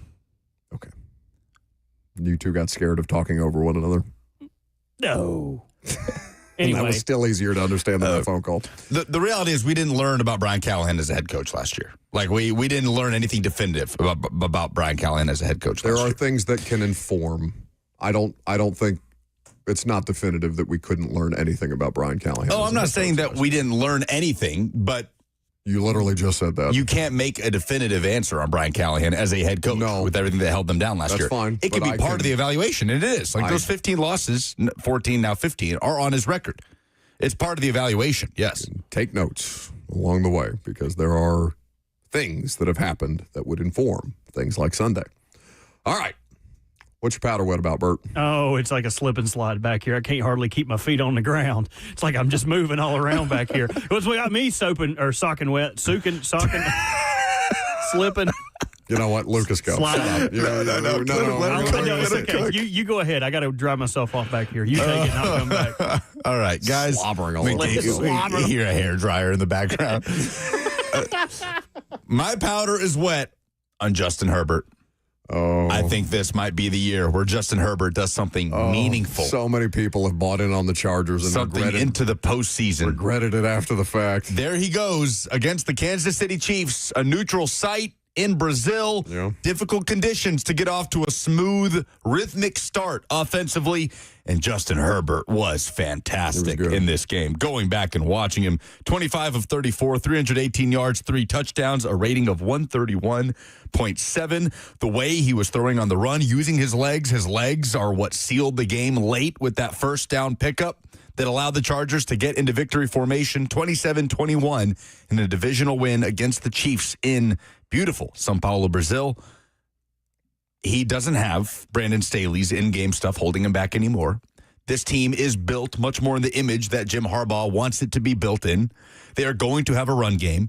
Not having Rashawn Slater for the season hurts, but it was a good start for the offensive line. I think Justin Herbert might be in a spot where we're not talking about him as just a regular season king anymore in 2025. Okay, that would be a lovely development. I want more good quarterback play, and if Justin Herbert can finally realize his potential, that'd be great. Mine is that the Lions are dead, that they're back to being about a bottom feeder of the NFL. Bottom feeder. Yes, I think they are going to be plunged back into mediocrity, not even mediocrity, below mediocrity. I think they're going to come down here with the rest of us, with the Titans and the Browns and the rest of that ilk. I think the Lions are banged. Bert? It's my wet powder moment. Oh, sorry. Just getting dried off back here. Got to get my leg down from here. Oh, get those hard to reach places. Sorry about that. Yeah, my powder is wet. The hard to reach places. Did you guys Are get you to watch? actually drying off your undercarriage with a hairdryer? I have to imagine there are burns involved with that. That's where the powder goes. So I mean, it would have to be. But we talked about the Cleveland and Cincinnati game earlier, and we talked about their rookie contributors. Harold Fannin has got my powder just pasted. It just to an oobleck, into a what's another synonym? Somebody look up a thesaurus real quick for words that are a wet paste, because that's what I am for Harold Fannin. He was one of the youngest players out of Bowling Green, which I learned is not that Bowling Green. It's actually Bowling Green in Ohio. Right, where Eddie George coaches. Yes, where there's a locker room cat, one of us. You missed Bowling Green football team. We already talked about Pudge. Already talked about it. When? When you were Friday, gone. when you took a day off. Rude. Yep. But Harold Fannin looked exceptional, especially playing in the second role behind, what's that dude's name? That big old tight end for the Browns. Oh, Njoku? Njoku. He's about to be gone, Joku. They about to just say Harold Fannin's the dude. He's going to be the best rookie tight end this year. He had like 6 catches, 66 yards. Dude was incredible. Harold Fannin has my powder soaking, and I hate that he's a Cleveland Brown. Is it a glob? Ooh, a glob. That is a submission from Lonzo on Twitch. Okay. Oh, I'm mad at Lonzo right now. Lonzo's team wins one game, and he thinks he can rabble a little rouse. Mississippi State. Oh, we beat Arizona State. Yeah. You guys will be back to ringing your sad bells in a couple weeks. Don't worry. Signature win for Jeff Lebby down there. It was good to see Davis Wade Stadium rocking again. Epoxy, does that work? That would be EPOXY? too sticky. Be like caulk, like CAULK, like the thing that goes around the base of toilets. Yeah. My powder is a caulk. Adhesive. See, it's not sticky. It's not sticky. It's supposed to be like. Yeah, it's more like a sealer, like a sealant. There you go. Sealant. My powder is now a sealant. Can I add a quick wet powder? Yeah, absolutely. The South Carolina Gamecocks. I'm not buying them in 2025. Oh. I feel like they were crowned too early. Dow Loggins out the door, Mike Shula in as offensive coordinator. This is much easier to say after their offense has not been convincing, to say the least, in the first 2 weeks of the season. Beamer Ball has bailed them out a little bit. But I think they're going to lose. To Vandy? I think they're going to lose to Vanderbilt. Vanderbilt's not a more talented team than South Carolina. I think the wet powder is Vandy, not South Carolina. Maybe, but it's more based on, I do like Clark Lee, what he's done at Vanderbilt, Diego Pavia, the way he leads that team, but it's more based on South Carolina, especially with their schedule, even if they beat Vanderbilt. My stance will remain the same because I just think this trap door is going to open under them because they have to go to Missouri. They have to go to LSU. They have to host Oklahoma, who looks impressive. They host Bama. They go to Ole Miss. They go to Texas A&M and then host Clemson. This is a team that expects to make the college football playoff this year. Sure. 3 or more losses with that schedule.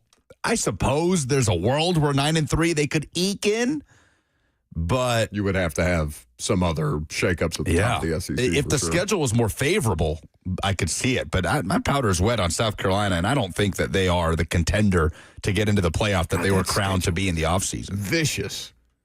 So what?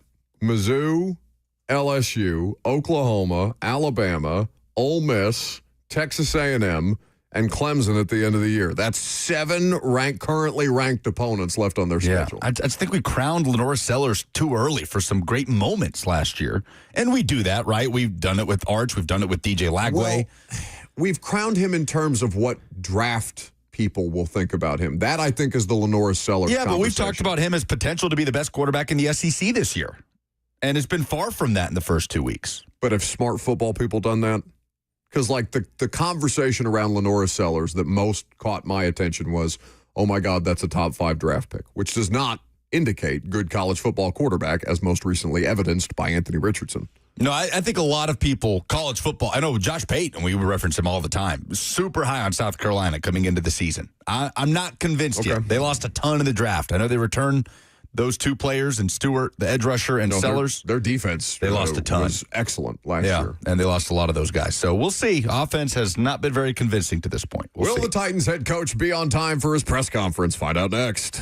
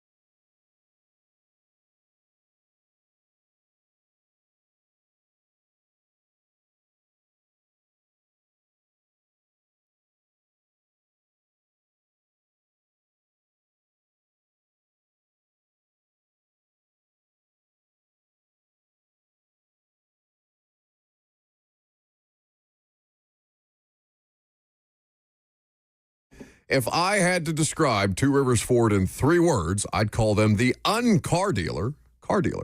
What do I mean by that? Most people think of a car dealership as a place that tries to pressure you or upsell you, but that's not the case at Two Rivers Ford. At Two Rivers Ford, they have a non-commissioned sales team that gets paid to help you, not to sell you. So there's literally zero pressure. And Two Rivers Ford sells most of their vehicles at invoice. So the prices are always the best around. I know this because I bought my car from Two Rivers, 3 years ago at this point in time, and have been a customer of Two Rivers Ford for almost a decade at this point. At Two Rivers, they don't do things like add accessories and then try to upcharge you. Doing business with Two Rivers Ford is literally like doing business with family. And like I said, I know that because I'm a customer. So if you're in the market for a vehicle, go to the Uncar Dealer car dealer. That's Two Rivers Ford, the South's most trusted Ford dealer.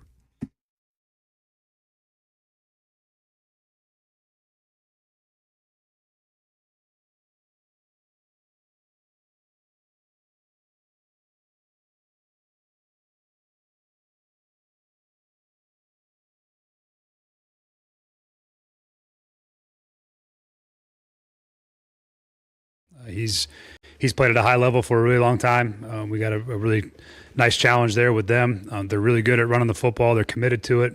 They do a great job marrying their play action game off of it.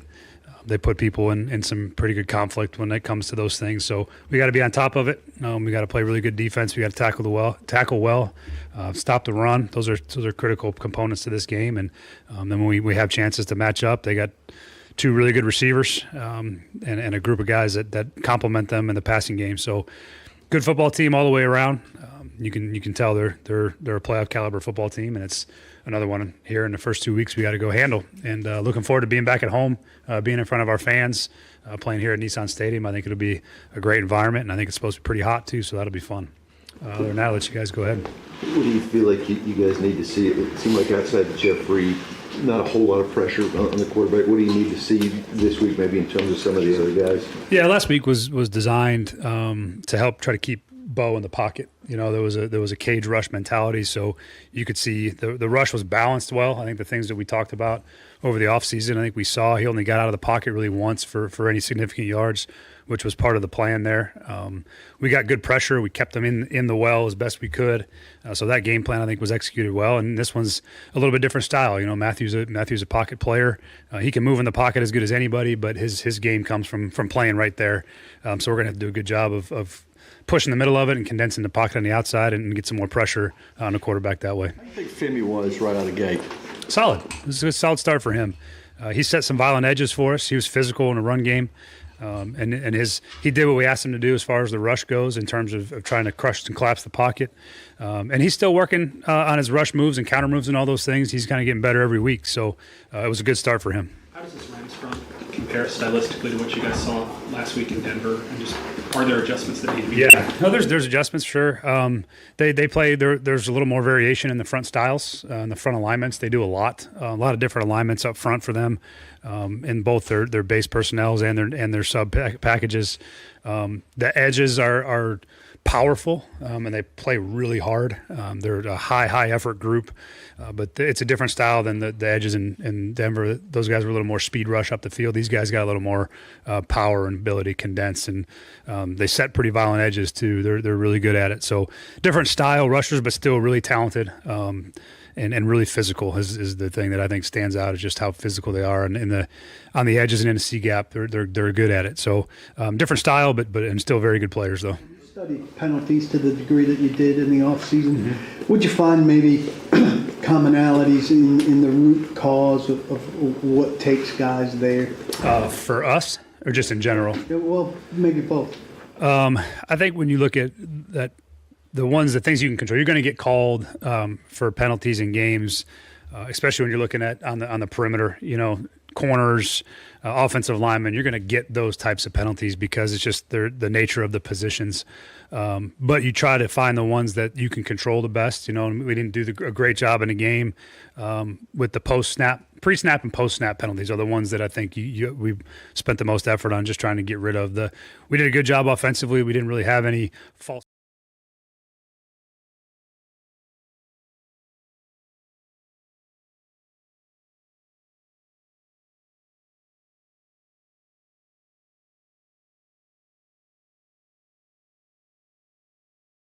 Brian Callahan is at the podium. We go now live to Ascension St. Thomas Sports Park. If you're ready, Bert. It happened in the course of a game. Those happen, but you try to do a better job. Just the technique. What's going to get called and when. So, are we doing the right thing at corner with our hands? Are we grabbing too late in the down?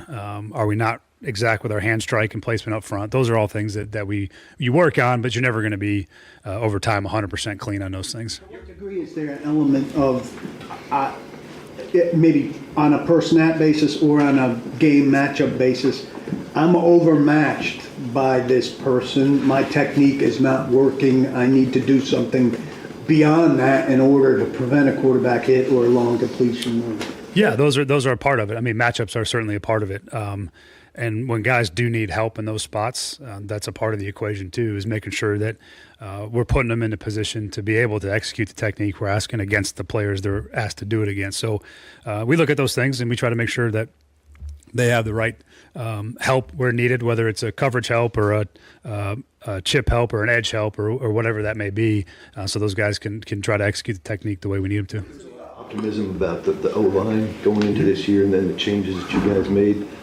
A lot of pressure, obviously, on Cam. To what degree is that, I guess, a disappointment, if it is, and maybe specifically your thoughts on Dan in his first game there? I thought the disappointment is probably strong.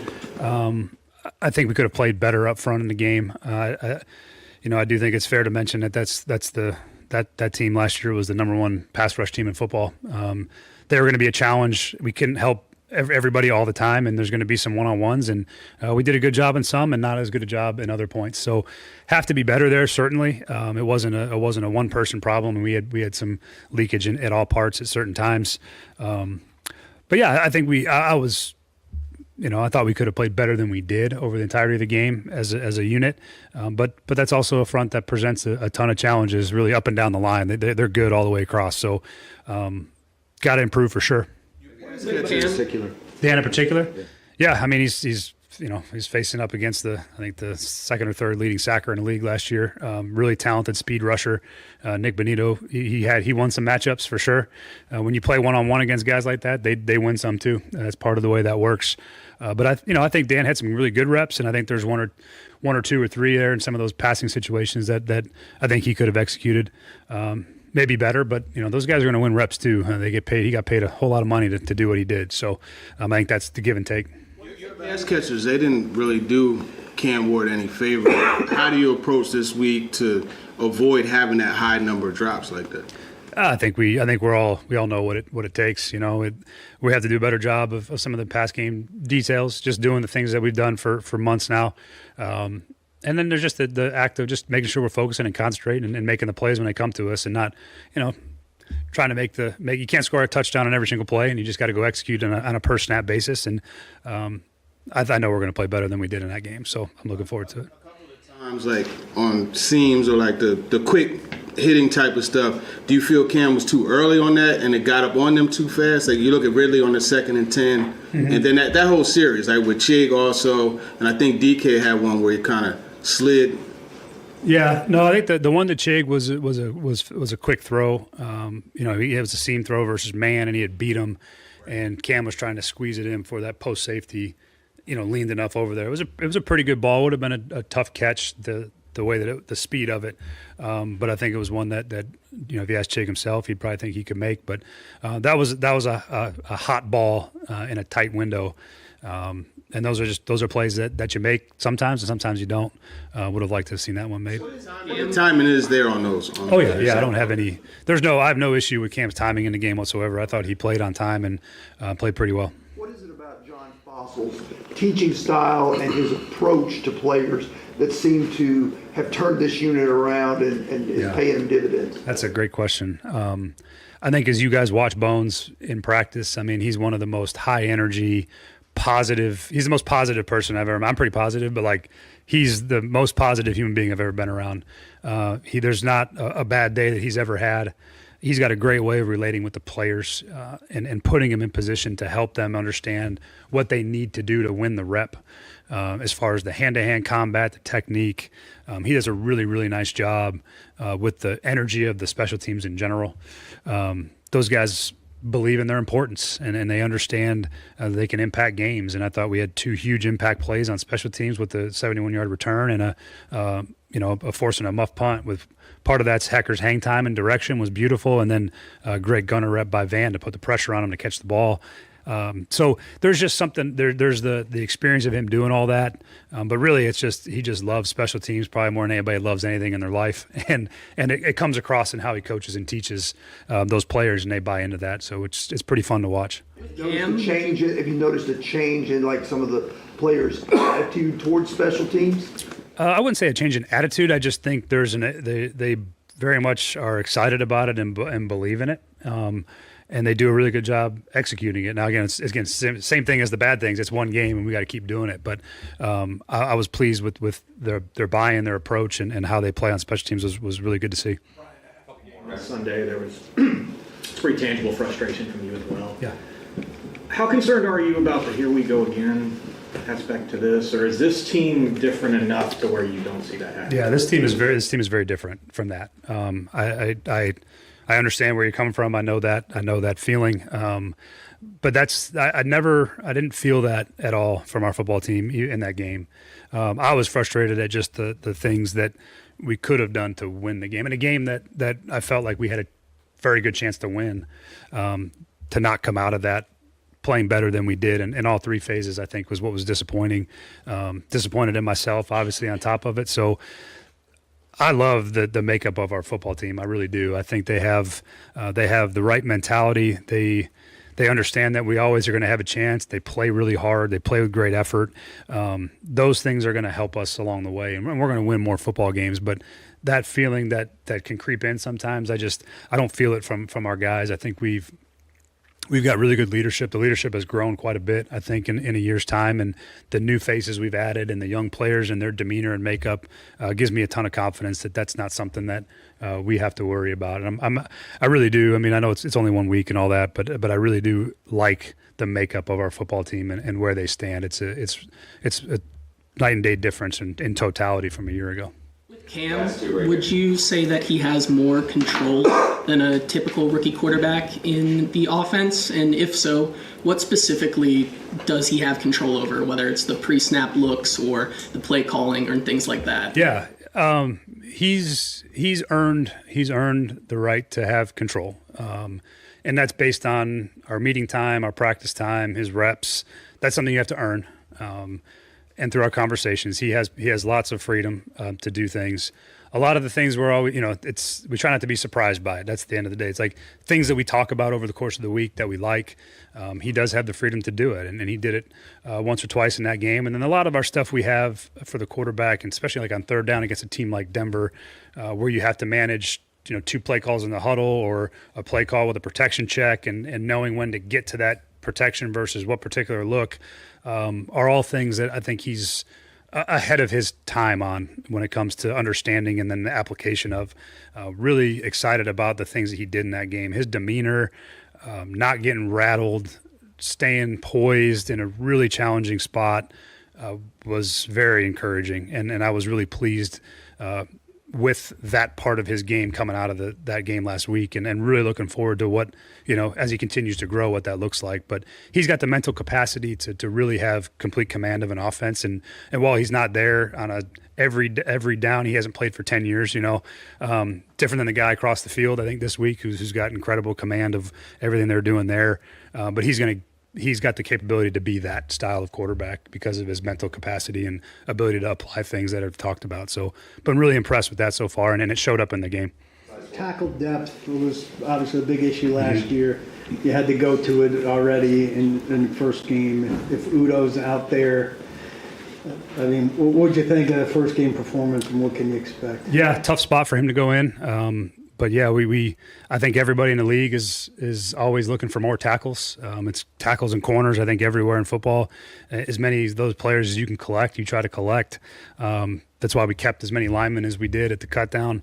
But yeah, there's if you're playing tackle in the NFL and you're in the rotation on a roster, the chances of you playing are pretty high. And those guys got to be ready to play and ready to step in. And we've got some guys always played a bunch of football.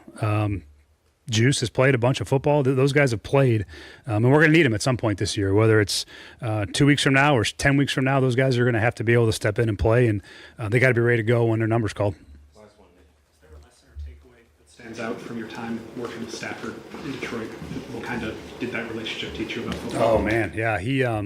he was really, really fun to coach. He was a veteran player by the time I got there, and had a bunch of success. He is like the quintessential quarterback. He's everything that if you could build one, they look like Matthew. Awesome human being to be around. Great with his teammates, unbelievable teammates, probably one of the toughest players I've ever been around, and that's at every position. And he's supremely talented on top of it. So I had a lot of joy coaching him for those 2 years. I wish it was longer. I really did have I had a good relationship with him. I really very much enjoyed how he went about his job.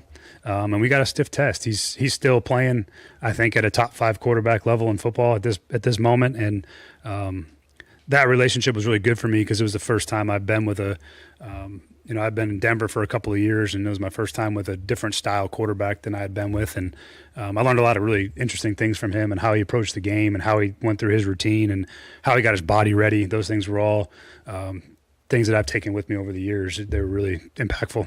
Thanks, Coach. Thank you. All right. That is Titans head coach Brian Callahan at the podium. Now, among many people with strong opinions about what the Titans have done or not done over the course of the last couple of days is our very own Titans insider, Ross Johnston, who has thoughts, allegedly, on the Titans head coaching situation. He came in here and discussed. He said, I can't listen to him. Just simply can't listen to him. Ross, your thoughts on the Titans head coach's press conference just then? Well, I didn't hear too much of it.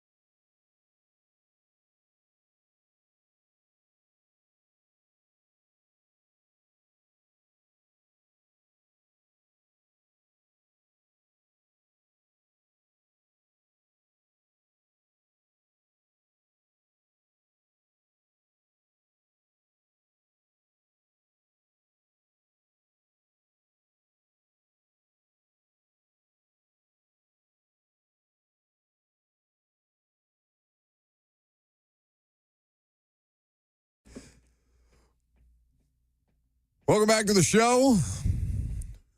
Fueled by Hattie B's Hot Chicken, the best hot chicken in the world.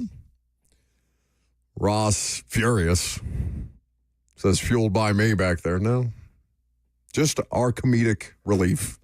Fueled by Ross Johnson. One day you'll get smart, but not today. 615-737-1045 is the number if you want to react to anything that you just heard Brian Callahan say. Rams game is going to be interesting. Got to be able to get pressure. Bo Nix was sacked by the Titans in this game. Jeff Simmons was the primary source of the pass rush, and there was one, the strip sack where Bo Nix just runs into Jeff. Yeah, the lone sack of the day for the Titans. It's probably going to be that all year long. Now, I mentioned earlier that I do my Instagram story Q&As, and I was asked about what I thought of Femi's game. Rewatching that back, I don't know, neither of you rewatched the game, right?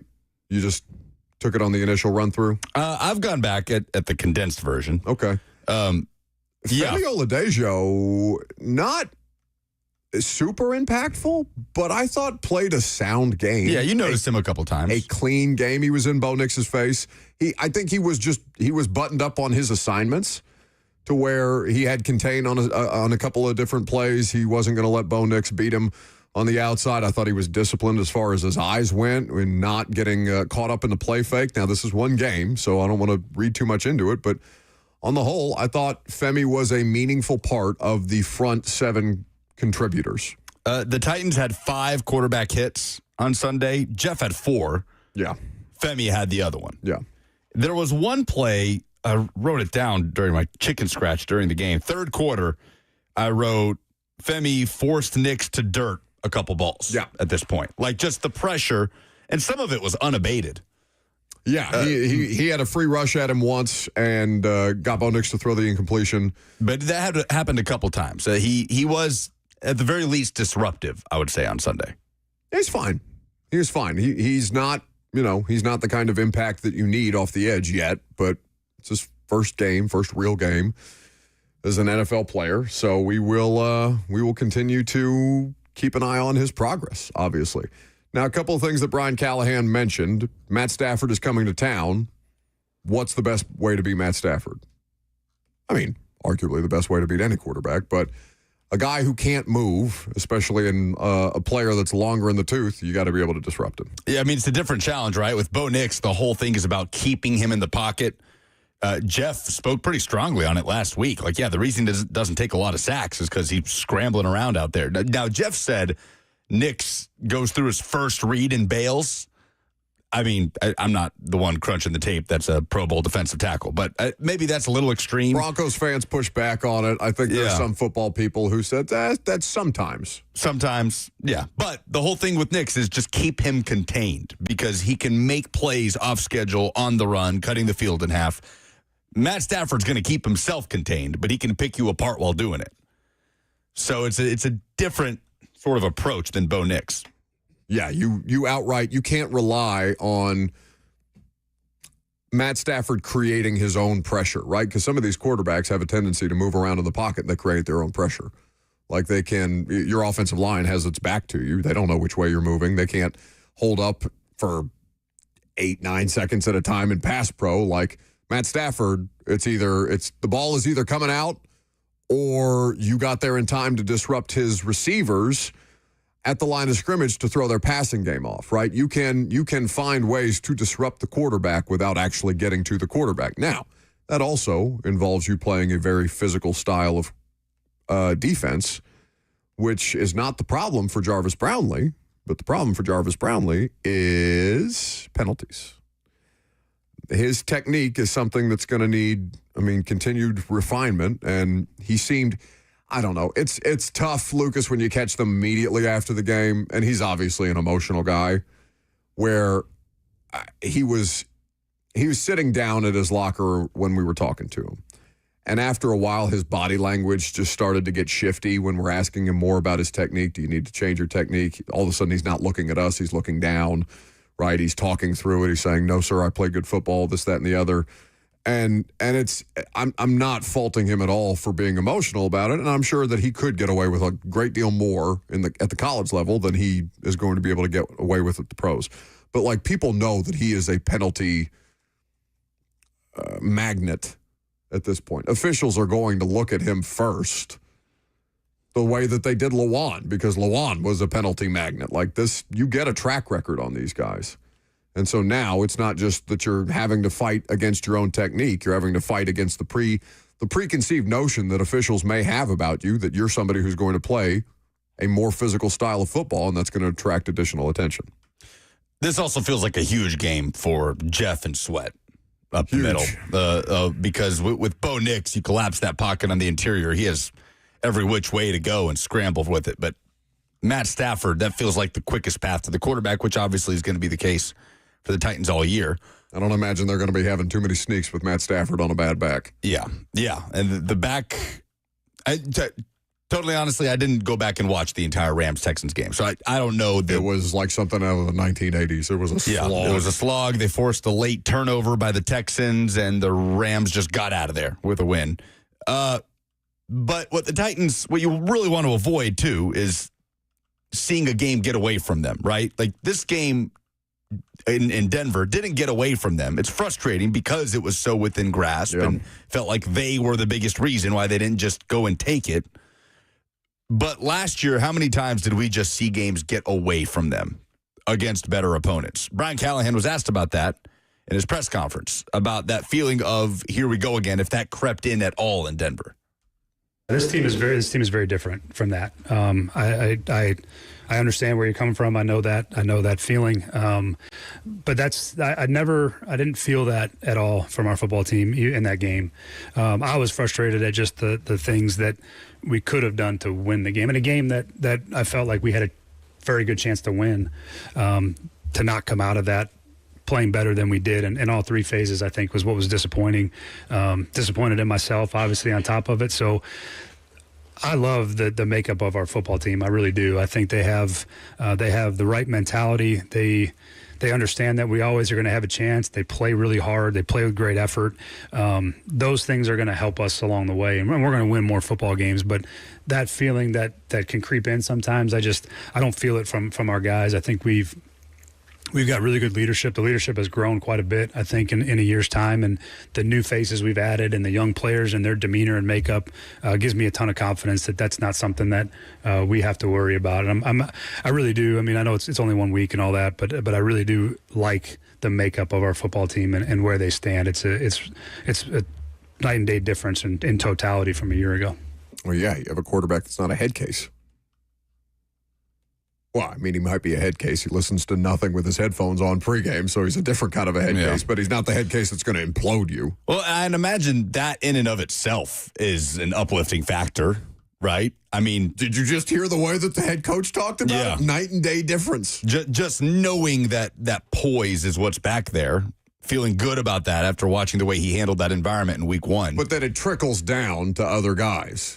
Yeah, I mean, I imagine nothing, neither of us could talk about this from a player perspective, but I can't imagine that anything inspires confidence more than having that trust in your quarterback, regardless of what side of the ball you're on. And it just was this weight around their ankles last year, right? That you knew if you got into a hole and when things got bad, it just felt like they were just going to continue to spiral. There's at least this sense of confidence that that's not going to be the case with Cam Ward. So will that put some wind in their sails to do a better job of fixing those mistakes around him with that added confidence that he could be able to do something with it? And he almost did on Sunday. I mean, he almost put them in scoring position. Opportunity to win. All the penalties, everything that happened, Cameron Ward did his part in putting them in position to move down the field with a minute to go. So they got to be better around him. Well, yeah. But that's just the thing. Like, are they capable of being better around him? Because what I don't want is for us to come away from a situation where we're talking about him bailing them out. Like, they need to pull their own weight. And there are going to be some situations. There are going to be some individual games where Cam Ward has to bail them out. And that's great. And that's fine. And that's the kind of player that you look for. That's the nature of a number one rookie quarterback, number one pick on a team that went 3-14 last year. generally, like throughout the course of his time as a Tennessee Titans quarterback, I don't want them to get so comfortable with like, Lucas, tell me that's not what's happening with Patrick Mahomes, where they are just at a point where they're like, bleep it, Pat will figure it out. We don't have to do too much to the offense. We don't have to start pushing the ball down the field. Pat will figure it out. He'll go Thanos mode in the second half of the game against the Chargers, and he'll just start running for his life out there, and we'll manufacture offense that way. I don't want them to get lulled into this sense of security that he gives them, because he does have that capability. But that's where you start to see teams. I don't think this team is good enough to get lulled into that sense of security. I'm not talking about this specific team. I'm talking about a general overarching theme. This happens with quarterbacks all the time, where you get to a place where you're comfortable enough with that guy being able to bail you out so many times that you don't feel the level of urgency, or you don't make the necessary adjustments to make sure that you're keeping pace with him. That's not a this year problem. That's just a general problem. I'd be curious to hear from former players on that. Like, I feel like that's something that can inspire confidence, but does it work the other way too, where you just feel like you don't have to do your job to its fullest ability? It's less about the players. It's about the coaching staff. I'm saying the coaching staff. So I'm not understanding what you're trying to say. Like, the coaching staff feels like, I can make some mistakes today and it'll be all right. That they can make mistakes, that they don't have to continually evolve what it is that they're doing to make sure that they're keeping pace with the development of the player. I don't think it's that hard of a concept. Like, as a conscious decision that they don't have to continue to evolve what they're doing because they got a good quarterback. What do I need to? I think Kansas City is a case study in that exactly. I think Andy Reid is receiving more scrutiny than Andy Reid has ever gotten for that exactly. And that's the best quarterback in the sport. But there are examples of that. Yeah, but that's nothing. With this team, that's not. This specific team, no. 615-737-1045. If you want to get involved there. So a couple of other things that you see from this matchup in particular. Brian Callahan has an intimate knowledge of Matt Stafford. For those of you who were not in attendance at the live show that we did with Greg Cosell and with Brian Callahan at the Analog a couple of months ago, I guess that was May. It feels like a lot longer ago, but it was May. We actually talked a lot about his work with Matt Stafford and Peyton Manning and Joe Burrow as a part of that conversation. And you just heard him asked at the end of that press conference. Maybe you didn't hear it. But he said if you had to create a quarterback in a lab, it would look like Matt Stafford. Now, Matt Stafford was a veteran by the time Brian Callahan was coaching in Detroit. But they seem to have a good working relationship. And if there are things to be exploited, like this is when you would want Callahan to be a plus, right? What can you exploit about Matt Stafford? What can you take advantage of? What do you know that your average coach who may not have worked with him or game planned against him would be able to know and be able to apply to what it is that Denard Wilson is going to do? Is that even relevant, given that Matt Stafford is running, I'm sure there are similarities or some similar plays between Detroit and what he's now being asked to do in Los Angeles. But are there advantages that the head coach can give you about what it is to play this quarterback specifically? Is that enough? Because Matt Stafford is good enough to beat you even when you think you've got him beat. Man, it's been a while. The last Titans-Rams meeting, was it that 2021 game? At SoFi Stadium, Jeffrey Simmons, 3 sacks. That would have been the Derrick Henry, the first Derrick Henry missed game after the broken foot. Adrian Peterson scored a touchdown. Legend Adrian Peterson. Yeah, the Rams have not been to Nissan Stadium since the 2017 season. And I believe that's the last meeting between the two teams. They don't play very often, Titans. Well, I feel like we've been at SoFi so much, but I think it's just a bunch of Chargers games. Because they have played the Chargers a lot in the last couple of years. 2022 and 2024. They played the Chargers there. No, I guess I only have done 2 games. Yeah, 2 Chargers games at SoFi, 1 Rams game at SoFi. Anyway, so the matchup there on defense. Now, the other thing, and I don't believe he was asked about this at any point in the last couple of press conferences, Brian Callahan. L'Jarius Sneed played against the Broncos, and he had some good plays against the Broncos. They had him on a snap count. Callahan said after the game with us in Denver that it was somewhere between 20 and 25 snaps. He played 19. He played 19 snaps all in the first half. Now, is there any logic to saying, well, if you're going to burn the L'Jarius Sneed snaps, why don't you wait until the end of the game to do that if you're going to have him on such a regimented snap count right now. And we never really got into the idea that L'Jarius Sneed was publicly unhappy with the way that seemed to play out. I mean, he wasn't like yelling or screaming or anything like that, but he was clearly. He was just saying, I'm good. Coach's decision. You got to ask them. I don't know why I didn't play more. It was more pointed than that, Lucas. He was asked, are you disappointed in that? He looked to the side sharply and said, very. Like, this was not just a casual shrugging of the shoulders, coach's decision. I think he wanted to make it clear that it was not his decision. Yeah, I think he's aware of the narrative about that, where some Titans fans feel that his effort has been somewhat less than since he signed a big contract. Wilson talked yesterday about protecting him from himself and wanting to ease. I don't know. We don't know what the discussions between Sneed and the defensive coaching staff were in the lead up to the game. No, but I'm saying of the deployment of him specifically in this game. In terms of how many snaps he played? Why he played all of them in the first half and not a single snap at the second half. Did that go to plan? Did that advance Sneed's case as far as is he going to be able to play? Nobody seems to know. But for me, like he played 19 snaps. That feels like all week long. It was like, what's that? I can't remember what he was going to be limited. I can't remember what you said on Titans Radio in our segment with Jim right before kickoff. I think I said something to the degree of over under 20 snaps. Yeah, right. So like it was right there where I expected it to be. So I get his comments after the game, and he sounded like he wanted to play more, and he was saying coach's decision and acting disappointed.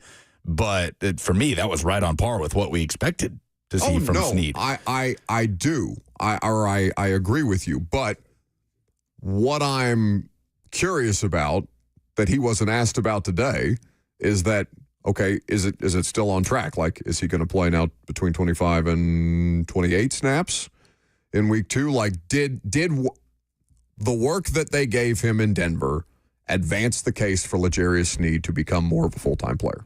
I mean, I thought he looked good. There was no point where I thought he made some good plays out there. A nice pass breakup early on in the game. At no point did I feel like they were taking advantage of L'Jarius Sneed.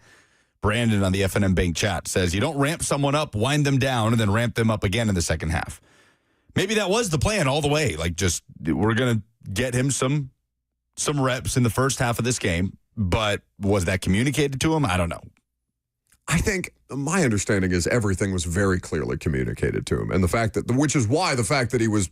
And he could have been disappointed that was the approach in the beginning. I don't know. Yeah, but you got to keep that in house. I mean, right? Like, and I think he was fine with it until we started to press him on, well, is it because of you?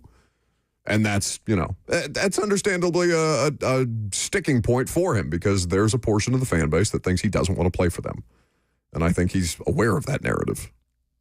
If we were able to ask, and maybe this is something for you in the post game for this week, if things go similar to this, is like, what is the benefit of playing him flatly in the first half versus playing him situationally the whole game? Where it's like, okay, third and longs, L'Jarius Sneed is in, or situations where he would be more applicable, because it seems like, I agree with you, the second half would be better, but okay, he's on a snap count. Okay, why don't we limit those 20 snaps to the most high leverage situations that he could be a part of? Like, what is the benefit of doing it in the first half versus doing it that way? Like, I just want to know the thinking behind that, because to me, a layman, it seems like, okay, he's only going to play that many anyway. Why not play him on the third and longs, or play him on second and longs, or situations where you're trying to back him up, or like situations that you see beneficial? That would be my question to them, because we don't know everything. We don't know everything about their plan. I would just need to know why they chose that versus. Well, and we know even less about like what works with him, right? Like the management plan of him. Is that something that would be detrimental to him? Do they have to burn all the snaps at once, essentially, or it causes him some level of setback? Like, it's very, very specific, it seems, to that player. It'll be interesting this week. Sure. Puka Nacua out there. What's the status of Puka Nacua? We'll get an injury report today, I suppose. Yeah, he left the game against so did Devontae Houston. Adams, I believe. I think they both left the game, but Adams had no injury designation yesterday, so they would. No, I mean, like they didn't speak as if he was hurt yesterday when he was updating. We'll get our first official Rams week injury report. Hopefully they He ended up returning. There was like this sequence where Puka he went into the locker room. He was evaluated for concussion. He returned to the game. He went back into the tent and then returned to the game again. And ultimately, he had a good day. I think Puka ended up with a 100-yard performance at SoFi Stadium. He led the team, caught 10 of his 11 targets for 130 yards. Well, it's going to be a matchup for this Titans defense that played above their heads as far as expectation. That was one of the things, certainly, that I thought exceeded expectation out of anything that we had talked about. Puka, 100-plus receiving yards in 13 of his first 29 career games since 2000. Only Odell Beckham Jr. has more than that in his first 30 career appearances. What was he doing in Brazil, by the way, OBJ? Hanging out. Hanging out with Neymar on the sideline. I guess they're boys. I guess so. All right. Last call for phone call if you got them. 615-737-1045. I'm Buck Rising. It's 1045 The Zone.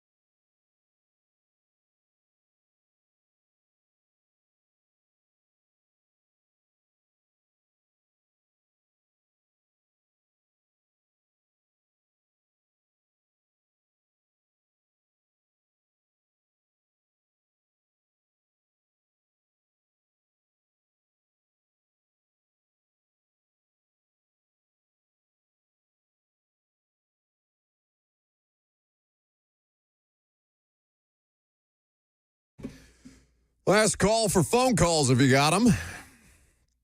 We've got a practice. Well, I guess practice is about to begin, if it's not already begun. Out there at Ascension St. Thomas Sports Park, locker room will be open. Cam Ward will speak today. So that press conference probably air at some point during Blaine and Zach. We'll be out there.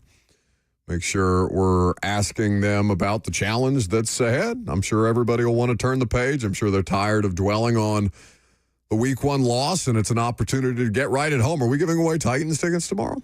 I believe so. I believe it's Titans Ticket Thursday. Okay. Very good. So we'll have those for you. But don't hold us to that. May become Titans Ticket Friday. Oh, okay. So it's either a Thursday or a Friday thing, but at some point. Nope, they're in there. It's Thursday. Look at Ring the bells. Come on. Oh, we don't have any bells. We will have a pair to give away tomorrow. How about And that? so will every show. Yep. Ramon and Will, us, Cover 2, 3HL.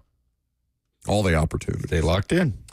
Rip that knob off, as they say. They say that still? You never heard that? No, I have.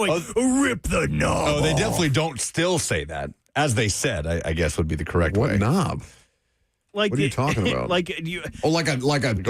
tuner? Yeah. Yes. You turn it on 104.5 and rip the knob off.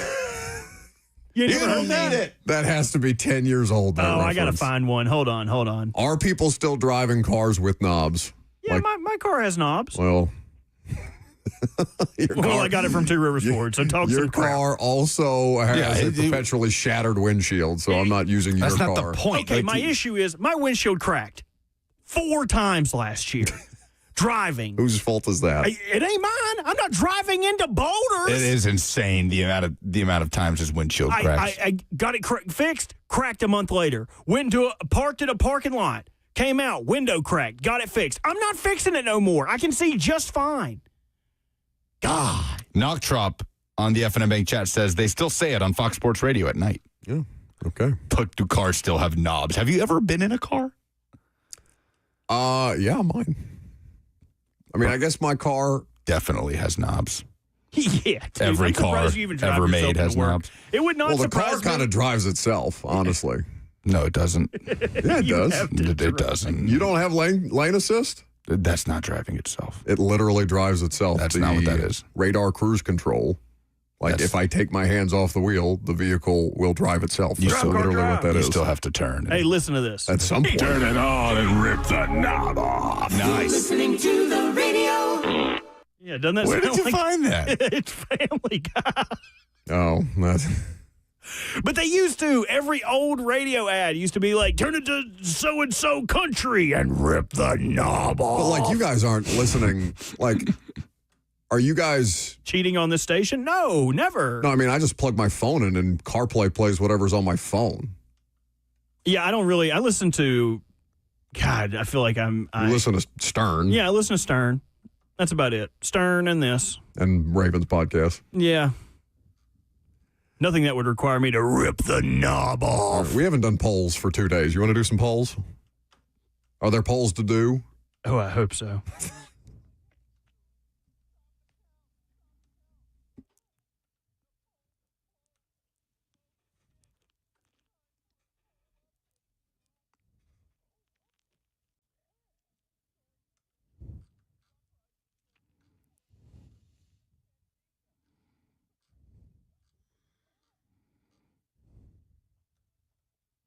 Presented by Two Rivers Ford, the South's most trusted Ford dealer. What is the dumbest thing in sports this week? Daniel says the Steelers signing Logan Woodside, the Tim Boyle of quarterbacks. Woodside signed to the Steelers practice squad.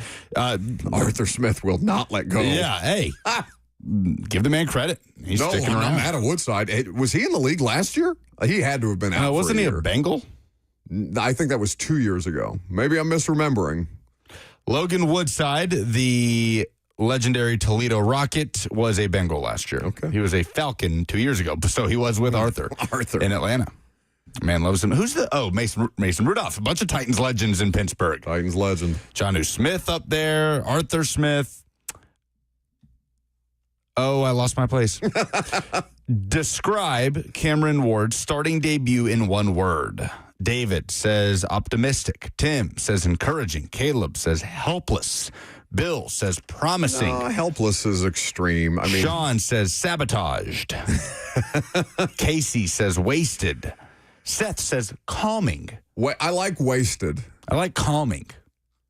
It is among the things that would bother you out of that game. He would be the most calming thing out of it, but wasted feels appropriate. I mean, it's soothing to know that in a week 1 loss, the quarterback was not the primary issue. Sabotaged would be too strong because that would imply that those people, that the coach screwed up intentionally, that Calvin Ridley was intentionally dropping balls, so I don't think that's the case.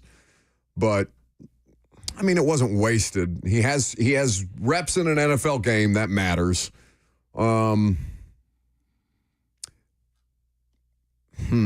What word would you use? Oh, words.